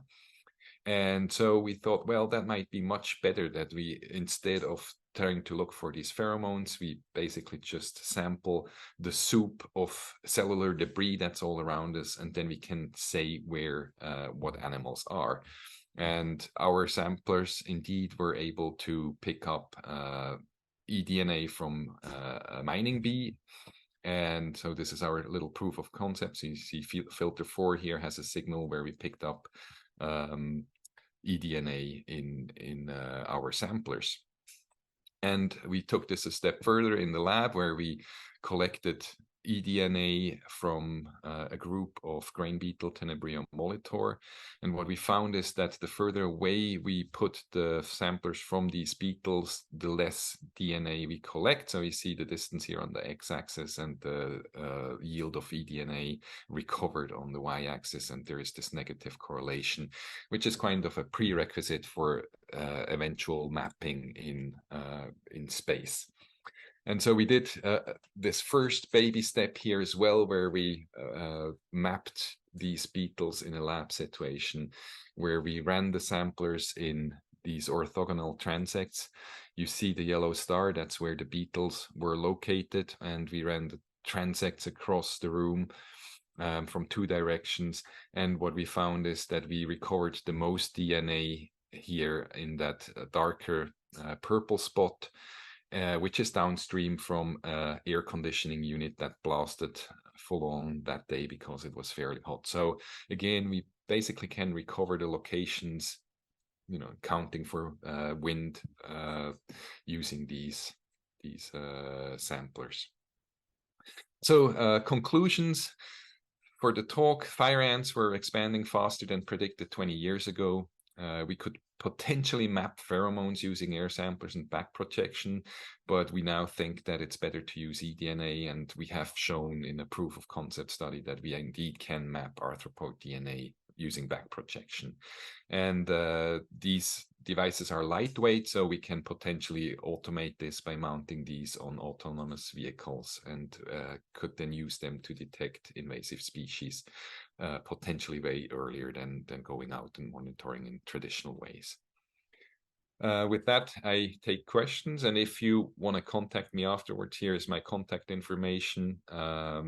And if you have any interest in using our setup too in your particular setting, or if I should come talk to you about this in a little bit longer than in this rushed way here, then I'm happy to do so.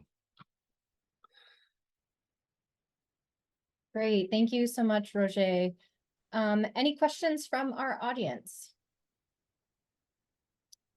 I'm curious about the potential reason and mechanism behind why the ants are spreading at a faster rate than they were originally projected back in 2005. And if you have any thoughts on that.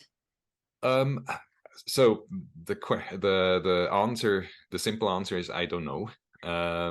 But my hunch would be that climate change is also progressing faster maybe than we expected, potentially. And then the other thing is that it's hard to see in that video or the short bit that I played for you, but it seems like there's these jumps of expansion in the fire ant. So it might be that we are just kind of seeing one of these jumps. And I don't know if that has anything to do with the populations adapting to the local conditions. And so it's kind of an evolutionary jump in a way where they adapt to bare, colder climates and can then move further north much quicker at some point. We have a question on, for those of us further north of where you are with the fire ants, how much should we be worried about or taking proactive action towards stopping the spread of the red imported fire ants?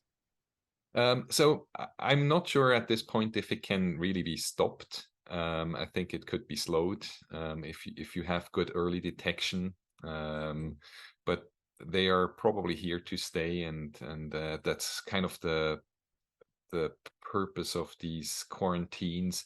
Before the quarantines are established, the state tries to exterminate, and once they're established, they switch basically to management of the consequences. And so I don't think there's anything that can be done in the long run. They're just here. Well, thank you so much. We really appreciate you coming and speaking to us about this important topic. And if anyone has any further follow-up questions, feel free to stick them in the chat for Roger to answer directly. Thank you. Okay, so we are going to take a break now. We'll break and come back at 1:45. But our next session is late stage invasions in multiple habitats, terrestrial, marine, aquatic. And following that is our Community Action Award. So be sure to come back at 1:45 for the next set of awesome speakers.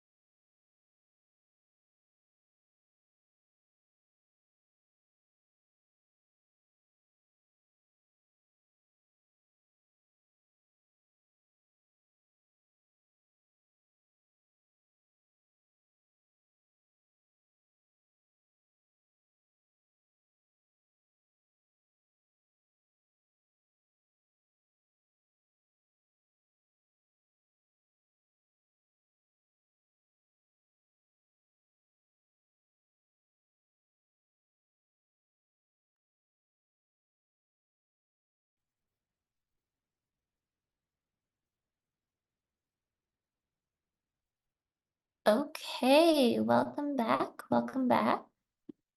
Calling in everyone for our next session. Hope you were able to take advantage of the break, stretch, do whatever you need to do. I'd like to welcome you all to our session on challenges and opportunities at later stages of invasion. So this will be more focused on what to do, how to adapt to climate change when you already have species that are established and causing impacts. To start out with, I'd like to welcome Dr. Marissa McMahon, the Senior Director of Fisheries at Menominee. She'll be presenting a viewpoint from a very late stage invasion in the marine realm. Marissa, Great. you can go ahead and share your screen. Thanks so much. Here we go. Let's see.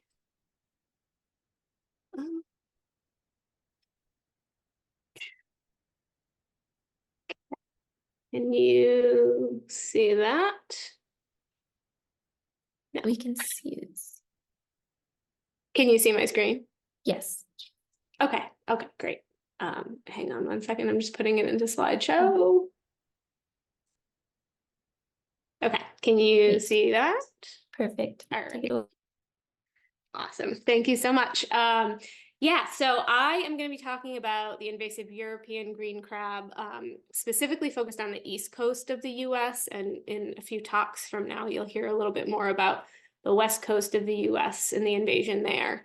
But I'm just going to start fairly high level with an overview of the invasion for those who aren't familiar with this species. So we are, of course, talking about the European green crab, which is from Europe originally. So that's the blue area on this map showing the native range. And then the red areas are where this species has invaded, the green areas where they could invade. Again, my talk's focused on the east coast of the US. And so green crabs were first sighted here in 1817. So they've been here for over 200 years. So we're dealing with an invasive species that has been here for a very long time. This species is a global invader, and it's also listed as one of IUCN's 100 worst invasive species in the world. So why is that? Why are they so harmful? Well, they are a voracious predator of native species, but in particular, shellfish is a really big concern. So they've been responsible for the very dramatic decline of softshell clam populations in Maine in particular, and the real, devastation of the softshell clam industry. They also compete with our native species like lobster, and they're fairly damaging to native habitats like salt marsh, eelgrass beds, mudflat habitat. So a wide range of negative impacts from this species. But again, they have been here for 200 years. So why so much attention now? Well, unfortunately, green crabs are really thriving in our warming waters here in the Gulf of Maine. The Gulf of Maine is in fact warming faster than 99% of the rest of the world's oceans, which is making it a very ideal place for green crabs to really explode in abundance. This figure here is showing those warming trends over time, in particular in just the last 2 decades. This red trend line sort of at the end of the graph is showing the really rapid increase in warming. Prior to this, our cold winters in the Gulf of Maine really knocked back green crab populations and sort of kept them at bay. But, we don't have those really cold winters and a lot of ice anymore. And so it's really allowed them to explode. There's been a lot of attempts at mitigation over the past 2 decades. Hundreds of thousands of crabs removed from the water, literal boatloads of crabs removed from the water, but really no evidence that this has had any sort of lasting impact. In addition, there's this sort of general lack of long-term monitoring for this species. Most of what we know historically about green crabs has been from, one-off studies over the years or from anecdotal information from fishermen. And so that sort of lack of really understanding long-term trends and population dynamics further exacerbates our understanding of mitigation impacts. So I'm going to start with monitoring and take a little bit of a closer look at some more recent efforts. Manomet began working on green crabs in 2017. And so one of the first things that we did was develop a rocky intertidal monitoring protocol and establish 3 long-term monitoring sites in Mid-Coast Maine. And in this protocol, we're collecting information on density, sex, size, molt stage, injury rates, color phase, etc. So a lot of different information. And this protocol that we've developed has also been adopted by other, researchers and other organizations, the Gulf of Maine Research Institute, the Darling Marine Center, College of the Atlantic, etc. So we really now have data being consistently collected statewide for green crabs, which is great. This figure here is just kind of a sample of what our data looks like. So this is showing monthly density of green crabs from 2018 to 2022. I guess one of the takeaways here is that these populations vary greatly over space and time. So we, certainly see some seasonal variation, peaks in abundance in the spring and summer. We also see changes over time. In many instances, we've seen increases in green crabs over this time period from 2018 to 2022, but that's not always the case either. So a lot of fluctuation. And I'm not going to spend a ton of time digging into this data, but also happy to answer any questions about the monitoring portion of what we're doing. I will also just mention that all of the data that we collect is open access, and it's accessible on the Environmental Data Initiative website if you just search Manomet green crabs. So if anyone has interest in exploring this data further, you can find it there.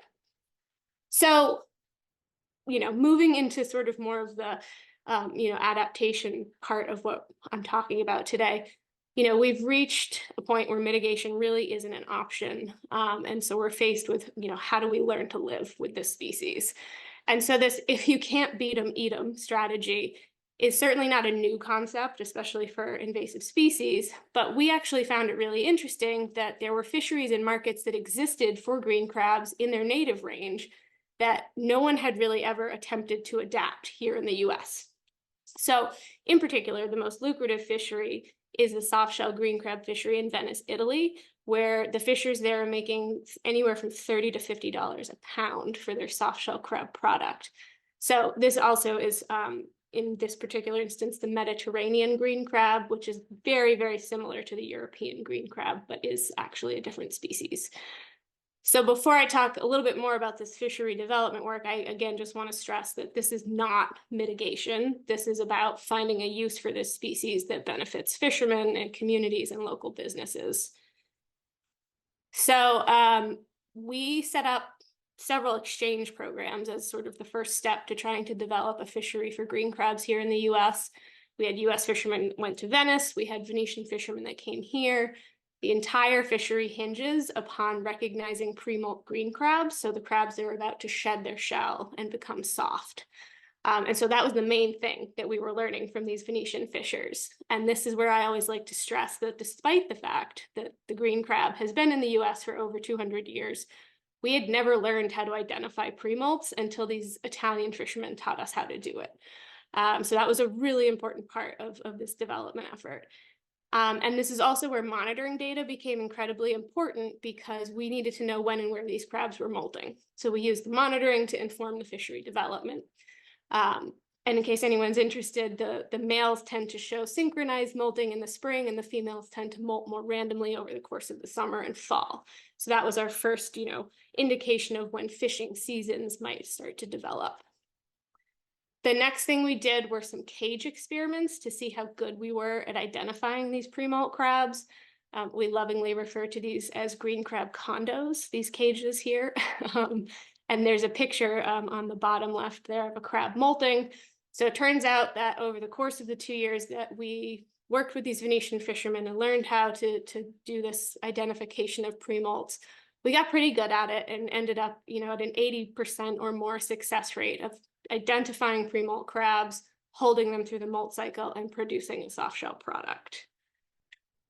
And then from there, we really left it in the hands of the fishermen. So the fishers working with us produced at a pilot scale about 100 crabs a week and sold those for $3 per crab to local restaurants. So that was about $25 to $30 a pound that worked out for. And it was an extra $300 a week in their pockets. The restaurants turned around and put the crabs on the menu for $9 a piece. And this photo is from a restaurant in Brunswick, Maine, where the restaurants and chefs were selling these as sort of like a tapas appetizer type dish. They sold out every time. The chefs love the product. The consumers love the product. So we established that the demand definitely exists. There's just, at the time, was a limited supply. Unfortunately, all of this work took place in 2019. So as with the rest of the world, fisheries and seafood markets underwent an immense transformation from 2019 to 2020 due to the pandemic. So most of the restaurants that we worked with went out of business. Fishermen, business owners, consumers, no one was really willing to take risks at the time and develop new fisheries and markets. So a lot of these efforts kind of came to a crashing halt, unfortunately. But I want to end on a positive note. And where are we now? So those of us that are still working in this space still believe that the way forward is through fishery and product development for this species. And this is just a handful of the businesses that, since the pandemic have branded themselves on green crabs or branded their products around green crabs. And so there's really been this renewed effort to develop non-culinary and culinary products for green crabs. Again, these are all efforts focused on realizing the benefits of green crabs rather than on developing mitigation strategies. So we don't necessarily know what the long-term impacts of sustained harvesting will be. And those are the questions that we're now trying to answer, really understand, what it looks like to develop these types of fisheries and products. And with that, I will just say, lots of people have helped with this project. We have funding from several different sources that are listed here and a lot of really great partners. And I will end there. Thank you so much, Marissa. One question before I move on to our next speaker, and then we'll have a little bit more time afterwards. So everyone continue to put your questions in the chat Q&A. I was curious, I know that one of the flip sides of encouraging the harvest or just use of invasive species can be incentivizing their propagation and spread. So I guess, how are you thinking about, or what cautions or solutions to that problem would you suggest? Yeah, I mean, it's an interesting conundrum. At this point, there are fairly strict regulations that exist. It depends state by state, but for instance, in the state of Maine, when you take green crabs out of the water, you're not allowed to put them back in. So, any fishery, any sort of, harvesting that takes place, it's done in a way where the encouragement is to take them out and not put them back in. And there's no regulations or anything like that to protect green crabs in any way. No sort of like size limits or quotas or anything like that. Again, the emphasis is just take them out of the water. If we eventually get to a place where, we have robust fisheries that develop and we start to see impacts to the population because of that, I think that's when we'll have to start to think about what it actually looks like to manage an invasive species as a fishery. And so again, those are sort of the questions that we're trying to start to ask now, anticipating that it will be probably decades before we actually get to that point. Thank you so much again. You can continue to ask questions in chat, etc. But I'm going to welcome our next speaker, Jesse Wheeler, who's the Vegetation Program Manager for Acadia National Park. Jesse will be showcasing a climate-smart, active restoration type of approach to a heavily invaded wetlands at Acadia. So, Jesse, you can go ahead and share screen. Thanks, Eva. Yeah. Here. Are you seeing that okay, Eva? Perfect.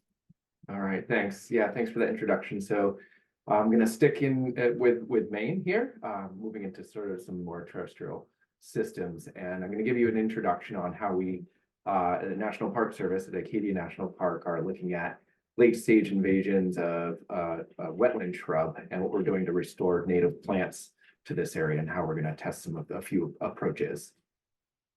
So Acadia National Park is on the coast of Maine.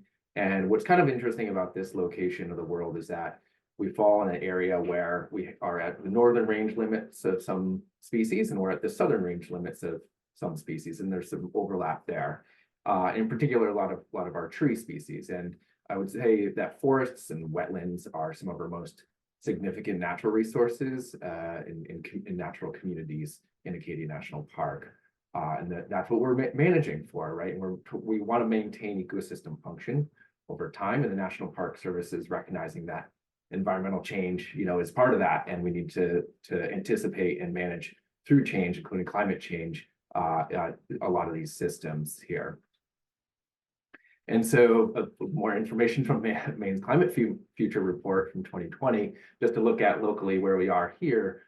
We're looking at probably warmer and wetter. We already are warmer and wetter and into the future. So on the coast of Maine over the last century and a quarter or so, we've had 3.4 degree Fahrenheit increase. We have precipitation, annual precipitation is up close to 6 inches a year. That's mostly now in the form of rain and less snow, more intense rainfalls, more frequency there. But I do want to mention that we also have droughts, periodic droughts as well in the summertime. So what does this transpire to? Really, what this is sort of, we got these climatic stressors, right? And so what we see on the landscape, just some examples here, what we've seen that climate change certainly exacerbates is with these localized droughts, and in particular warmer winter temperatures, has allowed for pests and pathogens to move across the landscape or intensify. So some examples here locally, we've got newer introductions or observations of hemlock woolly adelgid, red pine scale over the last decade, decimated most of our red pines. You can see some of the pictures at the bottom here. And most recently, a lot of our diseased beech trees from beech bark disease now have beech leaf disease. So it's just sort of adding on layer after layer, multiple stressors. And so what does that mean for our native vegetation? Right, we also have invasive plants, and we've had invasive plants in terrestrial invasive plants in this area before we were a park, so more than 100 years ago, right? But what we're looking at here, since we've developed a bit of a robust program to respond in the last couple of decades to new infestations, we're doing pretty well at reducing kind of larger infestations and incipient new populations that come up. The map on the left, just kind of an example of the Mount Desert Island section of the park. These are all treatment sites for invasive plants just last year. So, it's kind of spread out quite a bit. But again, we have positive results generally on keeping things down to maintenance level. But if you look at the map on the right, this is from a few years ago, but we have some areas in the northeast section of the island where in blue, where we had a glossy buckthorn. This is our wetland shrub management, focused in that area for over 8 years. And then just 2 years after that, in 2017 and 18, we observed it in many more wetlands and many more sites across the island. So there's expansion of new sites. So we're looking at more species that we're managing, but in more sites. So what I'm going to provide here is sort of what we're doing for glossy buckthorn in particular, and how we're tackling that as our most challenging, threatening invasive plant in our forests and wetlands. And in areas where we're doing work and it's becoming challenging to kind of keep it suppressed, right? It's suppressed at levels that continue our ecosystem function. So this wetland shrub, what tends to happen is when we have large populations, we're able to get in there, identify it, reduce it by cutting out mature stems and doing revisits of treatments. But what we're finding is we have reinvasions after multiple treatments, and they kind of keep coming back. And since we're having more infestations to manage over time, this is stretching our resources thin, right? And so our management approaches are using integrated pest management, right? So chemical and mechanical means, manual means of control. But we factor in some more of these climatic factors that are strengthening usually the invasive species, right, performance, and stressing even more our native species, in this case, our native plants. We're also looking at, perhaps herbicides may not work so well in, future summers that are plagued by drought, or they're not working long-term because we have herbicide resistance, things like that. We have more and more infestations and not enough time and people. So what other tools in the toolbox, the IPM toolbox, can we explore? And so this is where we're looking at where our partners, Schoodic Institute and Friends of Acadia, are helping us to come up with some approaches that we can look at where we have research that shows that we could do something in terms of shading with native shrubs, perhaps, or looking at competition with other native species like grasses that can suppress buckthorn. There's a body of evidence for common buckthorn that this can work. So can we apply that here at Acadia? And so the way that we're doing this here is we have two locations, two large wetland systems in the park. Great Meadow, which is our largest freshwater wetland complex, that has a history of invasion of invasive plants and over 15 years of management there. But again, some of these recurring invasions. The other location is Bass Harbor Marsh. It's our largest salt marsh with adjacent upland forests and freshwater wetlands that has evidence of long-term invasion. We've only been doing work there for the past few years or so. Both areas have this invasive buckthorn going on. So what we're doing is we're going to be applying active restoration techniques with natives in these locations. And then the way we're doing that is, so our approach, right, had been removal of the stressor, removal of the invasive species, and allow natural propagation, natural infill from native plants. That works in some cases, but not all. So what we're doing is we're going to be testing a removal only, kind of our current practice. We'll be applying a removal and adding graminoids to the landscape. We'll be removing some areas and adding in shrubs to the area. And the way that we're doing this in these two wetlands, we've got 15 plots that we've set up. We're adding more this year. And the way that this looks, the layout here is where we kind of fenced off an area, and then we have 4 subplots. We're going to be looking at removal only, so sort of that status quo. We're going to be looking at disturbance only, so we're going to be dug in the soils. We're kind of manipulating, trying to mimic what soil disturbance might be as if we were planting. That, you know, the question might be, maybe that's just going to invigorate the seed bank. We get a whole flush of invasives just doing that. We're going to have a subplot where we have 8 different species of graminoids we planted in there. And then a fourth where we've got 9 different species of planted shrubs. Some images here, some examples of what that kind of looks like. Graminoid plot on the left, shrub plot on the right. Again, we're kind of going, these are small areas with a lot of species that we're planting in, and quite a few individuals. So we want to kind of hedge our bets and look at a diversity of species to see what happens there. List of our kind of the species that we're using here, right? And so some of the questions that we're hoping to answer here, after we measure survivability, you know, growth rates, certainly the performance of the non-native plants in there, percent cover, shading, things like that. We want to know, will shading in particular, or competition of resources from these new plants reduce buckthorn growth or reduce its amount of reinvasion? Which of these native species will do best for this? And then we're also kind of thinking, right, what other species should we be thinking about using? And in particular, what about assisted gene flow or species that are more to our south that might have a longer leaf on period? One characteristic of glossy buckthorn is that it maintains its leaves well into late fall, much past most of our native plants. And so it's thought that if, you know, our length of shading, timing of shading might actually matter. And so should we be considering other types of species, other genotypes of our native plants that could help with that window of time in management? And so I'm going to kind of close off by saying that, you know, our goal again is to diversify our management options. We want to be able to have our landscapes handle stressors and change, right? Have that resilience. But we're preparing to be wrong. We are learning along the way. That's what we're learning while doing this approach.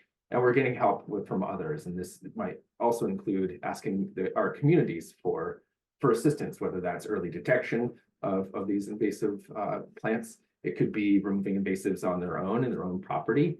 In this case, when we're thinking about what about other new species to use, you know, a lot of these are already on the landscape nearby in neighborhoods and in backyards. So maybe we can have a community help us in identifying and tracking desirable traits like leaf on period, for example, of those plants in there, so that we can think of could that be a useful tool for here at Acadia in this context. So I'll end there. Thank you so much, Jesse. We'll take one question, and I'll just let you know that there are quite a few others that maybe you could answer via text typing. But Thomas is asking, how are you planning for range shifting, if you are, native species that could be entering your plant communities with climate change? Yeah, so one thing, these communities that we're in now, luckily we do have a pretty good diversity of native plants already that seem to, they're not yet threatened by sort of that shifting climate. So we do expect that there's still a host of native plants that will work here. When I mentioned that, right, we're looking at what do we need something else, right? So sort of these are, you know, they're coexisting in a way with these native plants and out competing them. Might we need something else further? So we've gone through a little bit of a risk assessment, and we're going to continue in a research-minded way, where we're going to have looking at more of the mechanisms behind like the shading stuff. So we're going to really try to isolate if that's something that's going to be really useful, and so which case then we can really hyper kind of target which species we would consider. So we're not going to be willy-nilly kind of blanketing the landscape with some plants. So we're trying to take a thoughtful approach and trying to understand as much as possible before we make some of those selections. So some options may be having some nearby common garden experiments, or some sort of more contained experience where we are using plants, trying to measure, you know, how much their leaf on is, how much they might actually be contributing to shade, things like that. So we've got sort of some ideas in the works there. Great. Thank you so much. Again, if you could look and answer some of those other questions. Yeah, yes, I'll try to do that. I do want to tease that we will have another speaker talking about native plant sourcing for restoration in just a bit. But first, we're going to switch back to the marine realm and have Dr. Edwin or Ted Grossholtz, the Distinguished Professor, and the Alexander and Elizabeth Swans Specialist in Cooperative Extension at the University of California, Davis. Ted's going to take a step back towards a little bit more of a mid to late stage invasion and talk a little bit more about strategy for that stage. So even if you're not a marine person, maybe you can think about how that can apply to your own habitats. With that, Ted, take it away. Okay, well, thank you, Eva and symposium organizers. I'll go ahead and get started.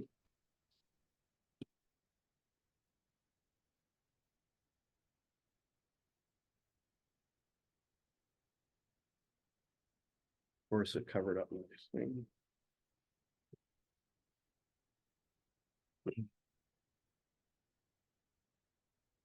Okay, well, thanks everyone for listening in. So this is a joint presentation from Steph Green and myself about strategies for functional eradication in late stage widespread biological invasions. So of course, eradication is going to be most likely if you have restricted geographic range, if you have small population sizes, readily accessible habitats, or species like this where the invader is easily removed and identified. In many other systems, such as coastal estuarine, riverine systems, open ocean systems, it's difficult, if not impossible, to eradicate because it's hard to see even if you've gotten the last one. So what we outline here is an approach to this. In other words, frequently there's management actions that are being undertaken, to understandably mitigate the impacts of NIS, non-Indigenous species, but often without any quantitative goals underlying the decision. And so what we're going to do is show how these goals can be achieved using information that's really available to most managers already. Okay, so what we undertook was a survey of AIS managers, aquatic invasive species managers in the US and Canada, to try to find out what their top concerns were, the status of their actions, and what their goals were, like what were they trying to achieve, and how were they going about this? What was the information they were using to achieve this? So what we did is we identified sort of a whole range of managers, federal, regional, local, in government, NGOs, public research in both the US and Canada. And we sent out an online survey, fairly straightforward to complete. And we did this and we received sort of responses from up to 250, nearly 250 managers. We got really great response. We relied strongly on both the Northeast and groups, as well as other regional panels of the Aquatic Nuisance Species Task Force. So it was very helpful to get this out. Oops. So what we found here in our survey was perhaps not surprising. What we got was we found that generally containment and suppression, this is marine invasions in freshwater, were by far the most common. So what you saw is this light blue, as well as sort of the darker blue, were containment and suppression only in freshwater systems where managers attempting eradication, typically in defined lakes and places like that. So generally, this is what most managers that we surveyed were doing. So what we found was that 80% were occurring at scales beyond the resources available for eradication. So again, most of these were later stage invasions, not ones that were easily addressed with any sort of eradication plans. And almost all of them lacked targets for suppression or recovery. So all of these were being undertaken, almost all, without really any quantitative goals. But what we noted was that for most of these, you can see that almost all, of course, were gathering information data on the invader, the NS populations. Most, I mean, the majority had data, good data on the native taxon. Not surprising, you're trying to sort of quantify the declines as a result of the invasion, as well as other ecological impacts. So those data were already in hand for most managers. So what are we proposing to do with this information and how to develop targets? Well, the first one is to basically, of course, as we all know, quantify the mechanisms by which the invaders are affecting the native communities. Again, I think in most situations, this is well known, that's what's being affected. Then the issue is to identify population thresholds of the invader that can elicit community effects. So that's where we're going to go with this, and to develop population thresholds as a target for control. So if you're going to go ahead and try to suppress and control, how to actually have a useful, cost-effective target. Again, for our aquatic marine systems, we found that suppression and control was the most common with no quantitative goals. And so we're going to show how basic plots, and this is the key, of impact versus abundance can help identify these targets. And it turns out that most of these abundance impact or AI relationships are nonlinear. There are exceptions, of course, and I'll show you some data, so that the goal is used to identify management thresholds that would hopefully guarantee some success. This is just a very sort of basic sort of illustration of this. This would be density of the invader on the x-axis, the impact to the native species or ystem or other function on the y-axis.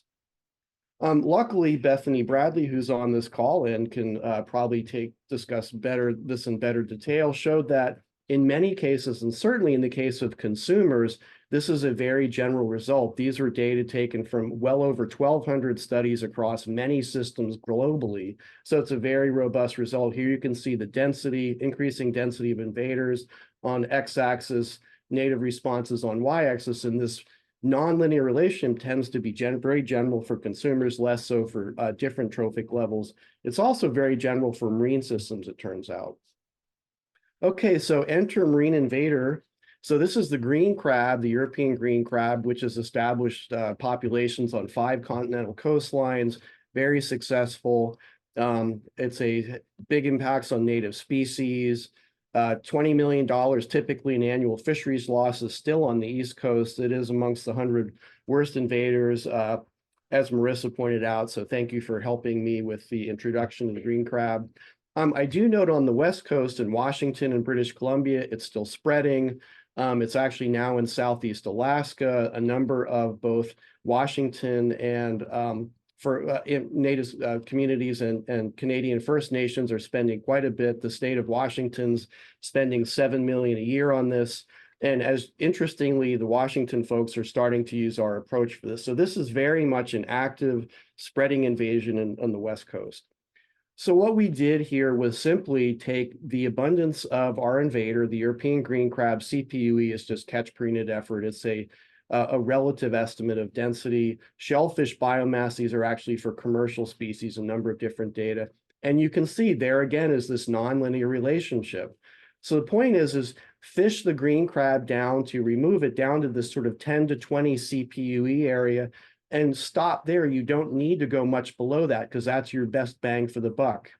I also will point out that there are other difficulties of very low densities with this particular species. I'll do this very quickly. We had this eradication program where we got the green crab density down to this very low level, as you can see where the green arrow is. And then next year where the red arrow is, the population exploded.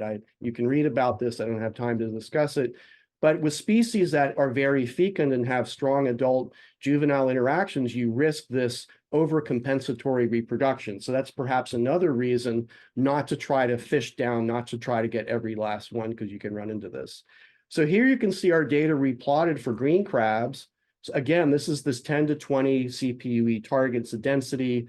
So that's the target here also that keeps you above any overcompensatory reproduction for the species.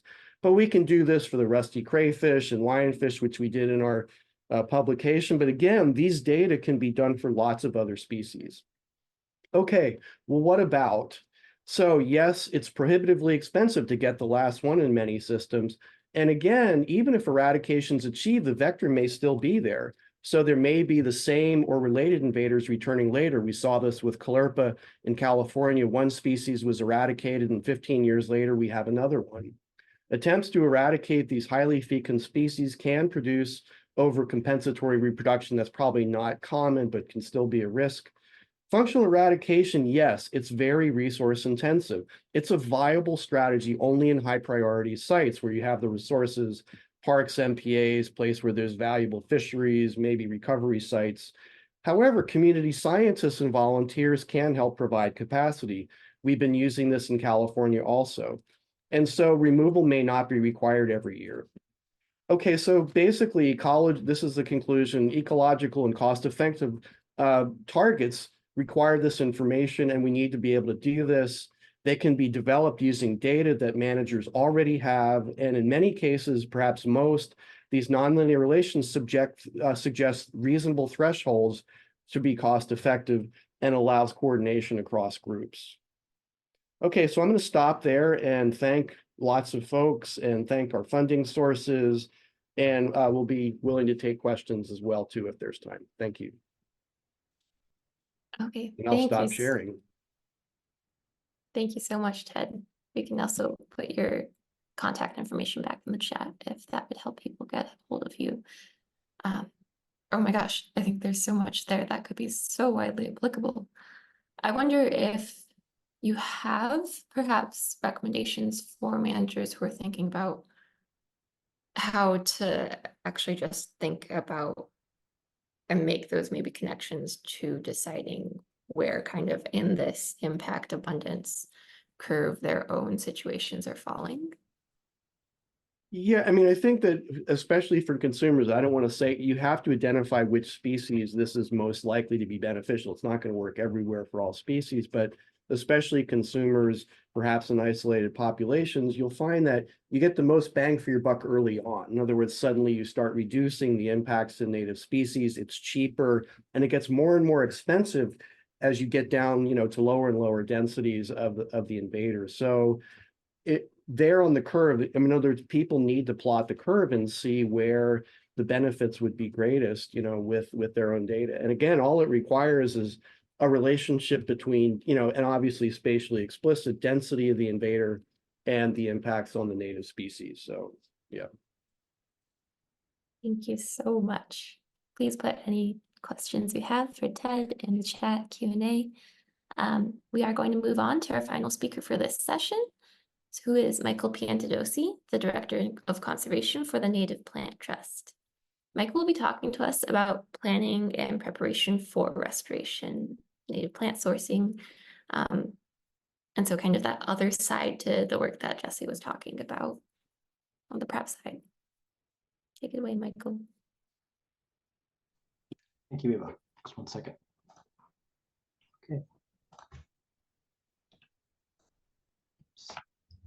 Can you just confirm you can see my screen and hear me? Yes. Excellent.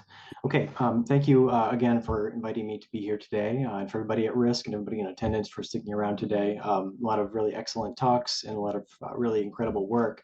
I do have to give a caveat that what I'm talking about today is not explicitly related to invasive plant removal or invasive species.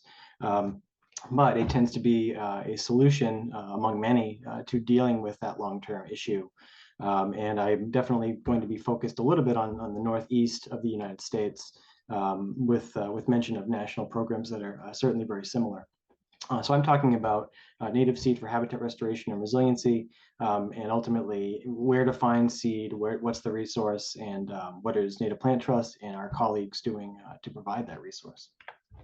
So as mentioned, we're here to talk about seeds. I don't have a lot of time, but I wanted to mention that Native Plant Trust has some background in this. I'm going to talk a little bit about our work with habitat restoration, Seeds of Success, in that program in a bit.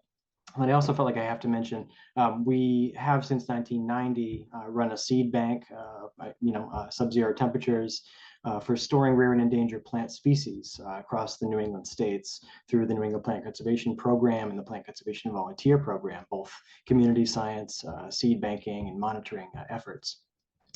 So a lot of my knowledge about this and our knowledge as an organization comes from that program and has been scaled up or modified to work with more common, more abundant taxa, leaving out those that are of conservation concern.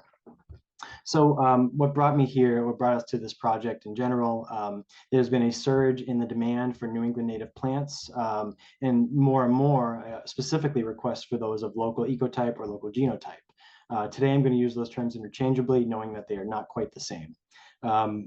We have a lot of partners with this. We started this discussion maybe 4 or 5 years ago with folks in the Ecological Health Network, Botanic Garden of Smith College, Ecotype 59 or Eco 59, the High State Arboretum in Connecticut, Norcross Wildlife Foundation, and the Northeast Organic Farming Association of Connecticut. There's also probably another 30 organizations that have become part of what we're calling the Northeast Seed Network. But these are the folks that we're committing to putting in plots for seed increase, which is really the main crux of my discussion.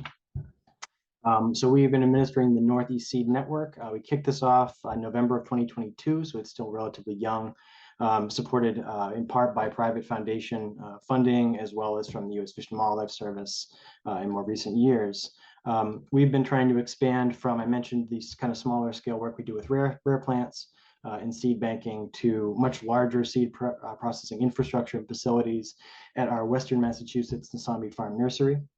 The goal is to have functioning seed cleaning facilities, seed testing facilities, and storage for larger scale collections of common species to be used in habitat restoration or to be used through nursery use, commercial use.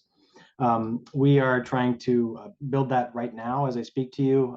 That started a year and a half ago and is hopefully wrapping up in the next couple of months. We intend to have this facility online by the fall of this year. And this will act as a plant materials center for those who are familiar with the USDA facilities for the Northeast, as that is lacking currently. In addition, we'll also be doing workshops related to seed collection protocols, seed storage guidelines, seed testing, and the like, all of that being made possible by Fish and Wildlife Service as well. Seed plots that are going in at Nasami or are underway at Nasami and expanding, those have been made possible by a Northeast SARE grant. You can check that out if you're interested. So a little background about this issue. There was a survey conducted over a couple of years by Sarah Tangren, Ed Toth, and Shannon Siegel. You can see this publication in the journal on Native Plants that found essentially where commercial availability of seed was and where the demand was, and that the two certainly did not align. I highlighted a couple of sections here in the abstract that are worth checking out or worth considering. You should read the paper in full if you have the time. Among them, respondents identified, folks participating in the survey, that commercial availability is the greatest barrier to the use of local ecotypes, not necessarily plants that are native to perhaps New England or the Northeast, but those that are actually sourced. The seed is from the provenance of the Northeast and ecoregion within it. Most popular seed vendor in the study was 363 miles away from the respondent's location. And the second most popular was 805 miles away. So these are very disjunct and very disparate. Respondents generally found that 90% have less than 2 years of lead time before they are acquiring native plant materials, or NPM, and 83% would be willing to pay to have a local ecotype available of that seed. And I should say that all of this work in restoration that's been discussed today and shared tomorrow often has multiple years of lead time to get seed to a quantity that is usable in restoration. Also takes quite a bit of time from wild collection to seed increase to distribution. So a little bit about that cycle. This is a image produced by Eve Allen of EcoHealth Network, who's speaking tomorrow, in fact, on a database that is related to aligning restoration projects with seed. But alas, I want you to follow this cycle around and understand this is basically what I'm talking about in a nutshell. You have ecosystems that are undergoing some kind of restoration. We focus on a seed collection, either for taxa that are currently represented in the plant communities there, or those that are likely to be part of climate migration or somehow changing from their current ecoregions. So the sourcing of seed should reflect that, be as just diverse in its genotypes as possible. We do seed banking of those seeds. We clean them and we test them. We evaluate their pure live seed quantity and their germination niche. We will be establishing them in a field setting. And this need not be always strictly agricultural row cropping, but something like it is taking place at Nasami now. Smith Botanic Garden, for example, has an interpretive display garden that is also being used for seed increase of a couple of more showy plant species. So there's a lot of different ways to go about setting up that plot for increase. We go through that process, collect seed, and bring it around to nursery production if needed, if we need to grow plugs for a restoration project, or source that to one of many growers who probably would be adequate for that and have a good knowledge of a native plants cultivation. Okay. I should also mention it's quite a web of different partners across state government, federal government, nonprofit organizations such as myself, tribal groups, and then folks in private companies. I was just last week in a couple-day-long workshop with folks from botanic gardens getting involved in seed increase of native species of local ecotypes.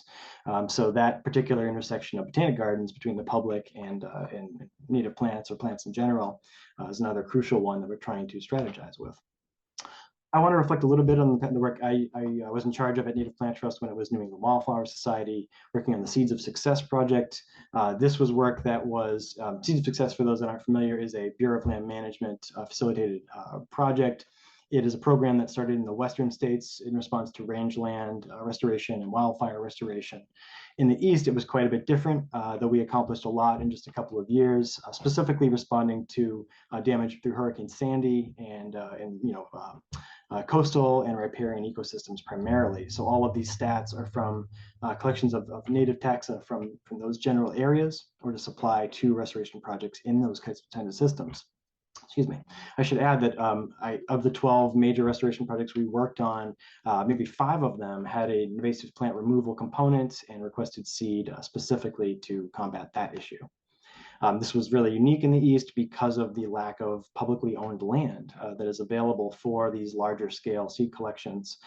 We made do working in the New England states specifically, and using a model really similar to the New England Plant Conservation Program, where we basically were cold calling private landowners, explaining what our situation was, what our protocols were, and working with them, working with NGOs, working with land trusts, and working with state and federal agencies as well. But having to make this program work in a different environment entirely. So I got to lead a team of 4 several years in a row to do this, making over 800 seed collections, identifying plants, and training folks in the process. Larger scale seed collections were made, as you can see here, according to Seeds of Success protocols. I say this because in many cases, I expect really similar application in the Northeast Seed Network through this kind of program, something very similar. And to that effect, I'll talk about that now. So we also were just reflecting on a National Academy of the Sciences study from 2023, an assessment of native seed needs and the capacity for their supply, a final report. I strongly recommend checking this out. It is available freely in full, and you should read sections of it or the whole thing. It outlines exactly the issue with sourcing of native seed, when it might be necessary, where to prioritize, and gaps in the supply chain ultimately. So we, at this point, with the Northeast Seed Network, have about 12 species in rotation in seed increase plots. And we've just, as a species selection committee, outlined 66 taxa that we'll be focusing on this field season for collection. So I want to talk a little bit about that. The goal of establishing the Northeast Seed Network was to understand who the seed users and producers are in the Northeast. When I say Northeast, I'm talking specifically the ecoregions in Omernick Level 3 of Northern New York and all of New England, ultimately. We're trying to understand who's doing what where and how we can coordinate that to have less redundancy, a lack of overcollection in certain locations, and more efficient use of seed that can go into seed increase plots and be distributed to restoration projects. So as I mentioned, we've established some species priorities for this season.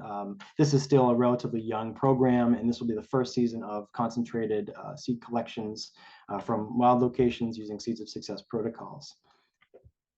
We also intend by the end of this year to be doing workshops that talk about protocols around seed collection, how to do that efficiently and with conservation in mind, seed plot and seed increase plot design and the technical aspects of that, so you can kind of have a kit to take home with you to get involved. And I'll say there's been folks interested from the state governments, federal governments, land trusts, at putting some of maybe working lands into seed increase with certain native species.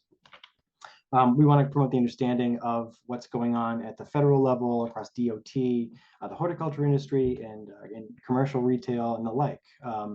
It's worth noting that this is not explicitly for restoration, though that is primarily my background. We also want to make this high quality of seed available to nurseries so that your backyard could look very similar to a wild landscape and reflect that in its genotypes as well. And we ultimately want to bring together the private and public sector because this kind of project, when it starts up, in our case in particular, is on soft money, and we do want longer term investment. We want to understand how we're meeting the national seed strategy and other kind of larger initiatives through this program. For this season, we're hiring, just so you know. We are trying to hire seed collectors for this field season, likely starting in May or June. And that's through partnership with Fish and Wildlife Service. There'll be a team of 5 people hired to do that, to scout, identify populations of target native species, and to time their collection, as I did with Seeds of Success. This is a great way to learn all these different skills around field work, and also Native Plant Trust intends to kind of guide this in a program we'll continue doing each year, we hope. So we're trying to build together this hub of who's in the network, from seed farmers to collectors to users to restoration officials and nurseries. As I mentioned, Eve Allen's talk will be a database that links some of those things, so stay tuned for that tomorrow. This wild map is basically just how I think about our seed bank in terms of collections that come from the outside, whether they are of rare species or common taxa, and how they get filtered through both our seed banking facilities as well as the nursery for seed increase. I'll let you look through that at your leisure. So some follow-up we have to do. We are just getting results back from a survey around folks that have been involved in different aspects of the seed process. We are establishing yet more committees. I'm personally on a species selection committee, as well as one that is working on protocols and guidelines. But there's also a steering committee, and I've just actually proposed the scientific research committee, which will start meeting in March, I hope, to investigate questions that are currently considered best practices, like how local is local enough? Should we be mixing southern genotypes with northern genotypes, with climate migration and adaptation? So I hope that will build on what's best practices and put them more into data-driven actions. And we hope to continue the foundation of seed for increased plots and to make that model available and replicable as much as possible by others, including all of these detailed points. If you have questions or comments, Uli Lorimer, Director of Horticulture, and myself are the point of contact at Native Plant Trust, currently administering the Northeast Seed Network. We can put you in touch with any other partner or hopefully answer questions you might have. This is the website to check out, nativeplanttrust.org/Northeast Seed Network, to learn more about what we're doing. Thank you. Thank you so much, Michael. We have a couple questions that are kind of related. One is, how are you reaching out to commercial nurseries to help them produce the plants needed to meet demands for both restoration as well as increased potentially homeowner demands? Yeah, we've had a lot of interest from folks that are specifically part of native plant nurseries for interest in the seed. And I think ultimately trying to grow a crop that is of a different quality, maybe of a higher quality when it comes to provenance and genetic diversity. And we've talked about a certification process that might come down the line with regard to review of pure live seed, confirmation of provenance with detailed location behind it. I'll say that I think one thing we're really cognizant of is, as a nonprofit, as federal and state agencies, not driving down the cost of folks that are doing private seed farming and allowing them to still compete in a market of native plant sales. So I'm the worst person to talk about that. Fortunately, we have a director of horticulture that runs the nursery that's Uli, as well as our own native plant nursery involved. But that is certainly on our mind, just trying to make that more feasible for them through things like setting up kind of a pilot plot and what that might look like. I have meetings coming up this month with a business person drafting a business plan for this network so that it can be sustainable. But it's certainly on our mind, and I hope we can do more to benefit those folks. Great, thank you. And then I guess I'm going to add on another question to this other question that was asking more about just generally like commercial development of larger scale seed companies. But I guess I'm thinking also of potential influxes of huge demand, like when you get these extreme events that maybe you want to start planting after. I guess, can you speak a little bit more to how you're doing that or thinking about that? Yeah, I mean, that is one thing that when I was mentioning the 2 or 3 year lag between a project getting kicked off or the 2 to 3 year lag in collecting seed and making it available at a larger quantity. We intend with every one of the collections that's made from the wild to maintain not only maternal lines of that collection, but also just the distinct original source. In the seed increase plots, those will be mixed so that you have a variety of ecoregions available so that what you put out on the landscape is as adaptive as possible in its genotype. But that said, again, we're trying to retain a certain amount of seed so that we can leverage it, for large-scale natural disasters or the like, as we saw with Hurricane Sandy. So this seed increase plot design will continue regardless of the demand that comes initially. We intend to keep increasing the backstock of seed so that it can be leveraged by DOT or National Park Service or whoever gets involved with that. Because that's part of that seed supply gap right now is not just known provenance, not just local genotype, but the quantity to address a large scale restoration effort. So I didn't speak about that as much as I should have probably, but that is certainly part of our designs to retain certain quantities every year and to keep increasing the amount available to restoration. Okay, and one other question on, are you thinking about just like certain species might be slightly more in demand, maybe more important ecologically? You're thinking about keystone species that maybe would be helpful to have more of? Good question. Yeah, I think right now I'll admit we're really biased to herbaceous terrestrial plants. We have not touched really the woody and shrub and subshrub arena. We haven't touched aquatic plants. And everything that we've selected for now comes from the decade of requests that I've got or Native Plant Trust has received from restoration officials, trying to find commonality in species that are requested for diversity of habitat types. So, we did a lot of work with salt marsh species, but we're not immediately going toward growing salt marsh taxa and collecting them from the wild, in part because of the difficulty of seed banking them. What we've chosen are about 12 to 15 taxa that between Native Plant Trust, Norcross Wildlife Foundation, and Smith College Botanic Garden, they cover a wide array of phenology, of pollinator benefits. Different times of year they are flowering and producing specific benefits to pollinators or wildlife. We have warm season and cold season grasses with different root structures that are available. We are trying to also have as much diversity in what type of habitat, what type of soils, from hydric to xeric, these taxa would be utilized. So those early 12, 15, we tried to make them as functionally diverse as possible so that folks could use them. That said, our target for 2024 and 2025 is 66 taxa long, and I'm happy to share that list for anyone that's interested. But those are taxa that are not of conservation concern, that are orthodox in their seed bank storage, that can be dried and stored relatively easily, that there are some level of cultivation or propagation guidelines around, so they're a known quantity in nurseries that can produce them. And ultimately, they are native to the whole northeastern ecoregion, not invasive in any one place, not considered rare in any one place. So that's just some of the basic design of how we chose species initially. And we intend to obviously increase that as this network is off the ground. Great, thank you so much. So this was designed kind of as a panel discussion. So I'd like to welcome the other panelists back on if you can turn on your video, and we'll just spotlight you as well. Because we can kind of see how all of these topics relate in terms of if you have an established invasion, you have this decision point of, is it still something that you can eradicate? Or then if it's not, if it's beyond that point, then you start thinking about other options, whether that's making use of it, whether that's taking a completely different approach and focusing on just boosting native communities instead. So with that, I wonder if we can maybe have each of the panelists weigh in on how their work relates to these decision points in terms of what decisions you need to make, which species of priorities ties when you stop and give up on the management of them and turn to something completely different.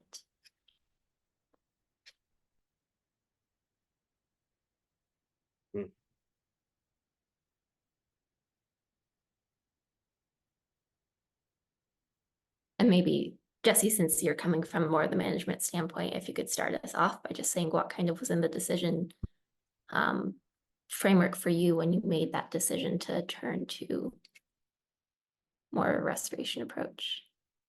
Yeah, right. So so taking this kind of, I guess I described it as a bit more of an active restoration approach as opposed to just kind of passive or sort of a removal only and hope for the best kind of thing. I think it is in the context of rapid change that we're thinking about. And so this isn't about necessarily restoring an individual like rare species, right? I mean, there's some examples there of like, what are we going to do in terms of deciding, are we going to facilitate its continued existence in this one area? Are we going to recognize that it has not much of a future because of the climate, in that area we're going to give up? Or are we going to, actively trying to find a new home for it, right? So that's the sort of some decision making that the Park Service as a whole is thinking about that, certainly on how to make decisions with climate change. And there's some frameworks that have been, that have been set up for that. In our particular case, I think this one is, we're a little bit lucky in that we have not as much of, let's say, other than the presence of the invasive species, not as many like non-climatic stressors or variables happening in this particular area. So we don't have as much deer browse pressure, for example, in some areas of the Northeast. We do, like I mentioned, we do have some forest pests and things like that, but we don't have quite as many as what's the Northeast. So we have a little bit of bandwidth, I guess, to think about. Like, so as the climate changes or as like invasive presence that are here and increases, what are some options that we should be thinking about? And so so that's I guess where we're going at with the active restoration. Of course, as a manager too, right, sort of how we set these up and what we're testing these different approaches at the same time, so they can see hopefully some of them work, many of them won't. And thinking about is what would other managers, land managers, be able to do? And so maybe it's the easiest thing to just grab a bunch of seed from Michael of like, here's a whole bird stuff and just kind of broadcast across the landscape. I know that's not how it works, Michael, but and then we're good. But like, so we're kind of starting with using a little bit more mature plants, putting them in place and kind of what, that might be kind of some next steps. And so for right now, I think it's just trying to keep the function of our systems in place, of our wetlands or our forests. And it's, at least for us, not about like keeping individual species there or advocating for new individual species just yet. So I'll just add to that. So obviously I was talking about getting rid of, but one of the main strategies for coastal investigators is really to try to restore habitats that have been degraded. In other words, we may have, we can't eradicate even many or most of these things. So I've been involved a lot in seagrass restoration, salt marsh restoration, restoration of native oysters. So the idea is by creating or restoring these habitats, you can tip the balance to greater numbers of native species. And we've seen that over and over again. When we create these kind of older native habitats along these coastal areas, they are rapidly colonized by greater numbers of native species. They do a better job of utilizing these habitats. We're way behind the plant people in terms of how to provenance this. I mean, we're running up against our federal agencies and state agencies about, well, where to get the plants, where to get the oysters, where to get these. And they generally are shutting us down and saying no, because we don't really know how to do it. It's interesting to hear how successful the, say, grassland and plant restoration efforts have been. I think we're trying to sort of follow those lessons and I think rely more on restoration for these late decision situations. So I think you'll see more coastal restoration in the future, but there's a lot of learning involved in that process.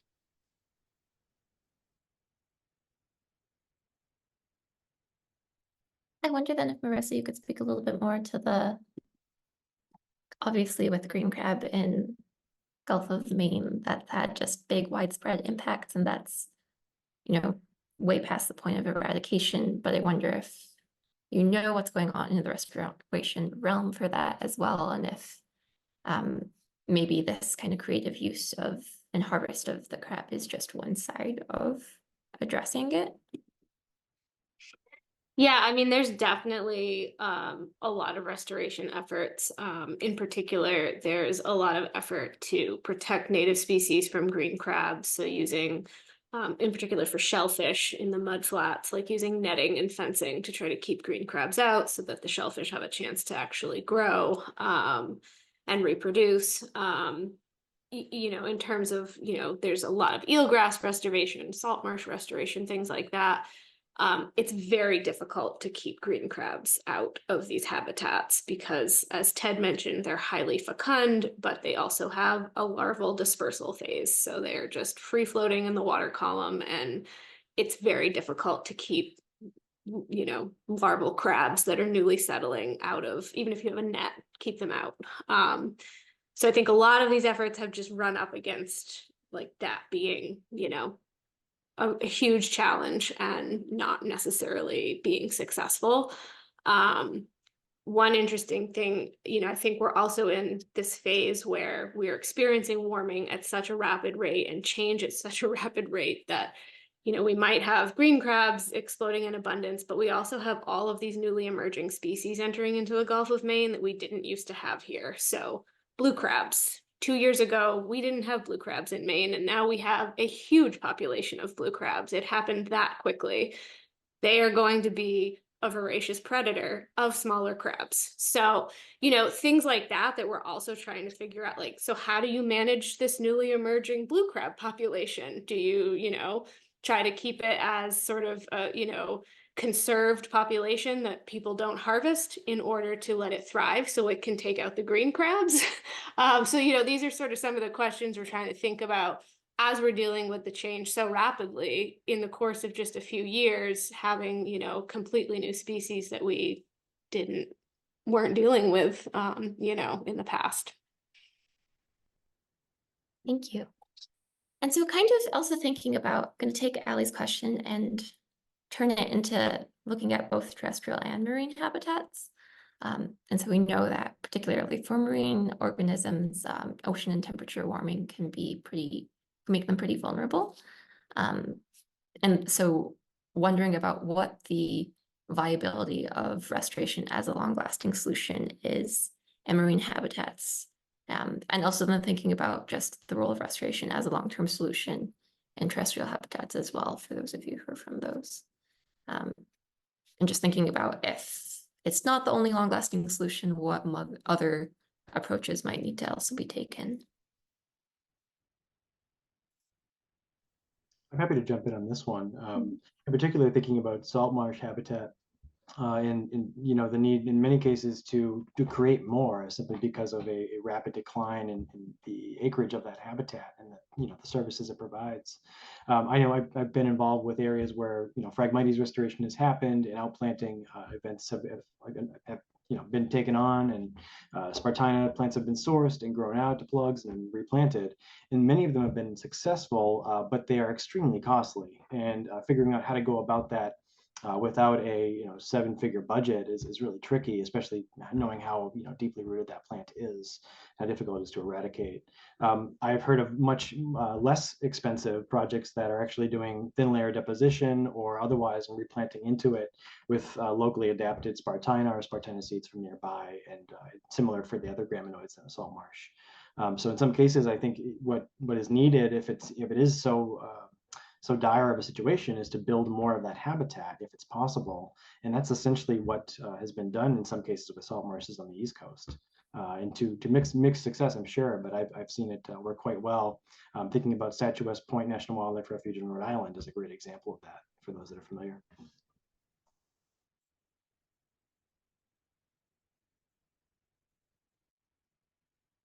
I mean, effectively the same kinds of things are happening in coastal marine systems on the West Coast also. I mean, slower to happen, but attempts to restore salt marshes, native Spartina salt marshes. But it is difficult to predict what climate changes are going to do. I mean, we have situations where as the sea surface temperatures are warming, we're also getting sort of low dissolved oxygen, basically, hypoxia events, which affect the system as well too. So there's a lot of, and we're getting differences in runoff. So we're getting changes in, rainfall, which means, really high flush years, like lots and lots of fresh water everywhere, and then other years extremely dry. So we're getting greater variability in sort of the river outflows into coastal areas. So there's a lot of things all happening at once, which make it really difficult to predict, what to do. Even if you could think of, well, it's not just a matter of like sourcing south because things are warming up. I mean, there's a lot of other kinds of factors that have to be considered when we're doing it. So it's a tough one. So I want to thank our panelists for staying on extra long since we're running behind. We're also experiencing difficulties getting our community action awardee to join online. So I do still want to give us time to just voice who that awardee is. So I'm going to turn things over to Ali. And even if we can't have the awardee accept in person, at least we can still have that moment to honor them. So thank you, panelists, for sticking around.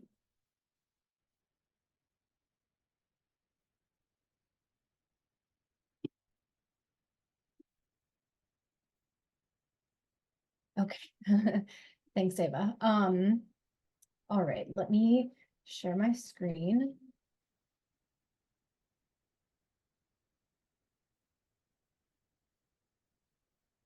Unfortunately, it appears our awardee is not able to be here today, but we still want to take the time to recognize him and the great work that he's been doing. And so, first of all, we want to thank all of the people who had nominated or nominated themselves for this recognition. There were many people who were doing fantastic work in their communities around invasive species, and we would have loved to highlight everyone. Today, we chose to highlight and award Vice Chief Richard Silliboy, a highly respected leader of the Mi'kmaq Nation, who provides an extraordinary example of dedication and community leadership around invasive species and climate change. Among his many important accomplishments, such as his role in the federal recognition of the Mi'kmaq in the early 1990s, Richard has significantly impacted the realm of invasive species and the environment through safeguarding of brown ash against the serious threat of invasive emerald ash borer. Richard, a master basket maker, was one of the first in Maine to learn from basket makers in the Midwest about the spread of the emerald ash borer. Recognizing the critical importance of brown ash to Wabanaki communities, he co-led the formation of the Brown Ash Task Force, uniting tribal members, researchers, and state representatives to address the urgent need for action. This task force was instrumental in the passage of the emerald ash borer quarantine rule as soon as emerald ash borer was detected in Maine. Richard has brought his knowledge of ash forests and their cultural importance and significance together with ecological science and has become a powerful advocate for the monitoring of emerald ash borer and protection of ash forests in Maine. Richard's commitment to outreach and education on invasive species, particularly emerald ash borer, is noteworthy. Actively engaging in various educational platforms, from webinars to field tours, and taking a concentrated focus on engaging with young people to foster the next generation of environmental stewards. Despite the demands of his leadership role as vice chief of the Mi'kmaq Nation, his dedication to protecting brown ash and mitigating the emerald ash borer is another example of his exemplary community action.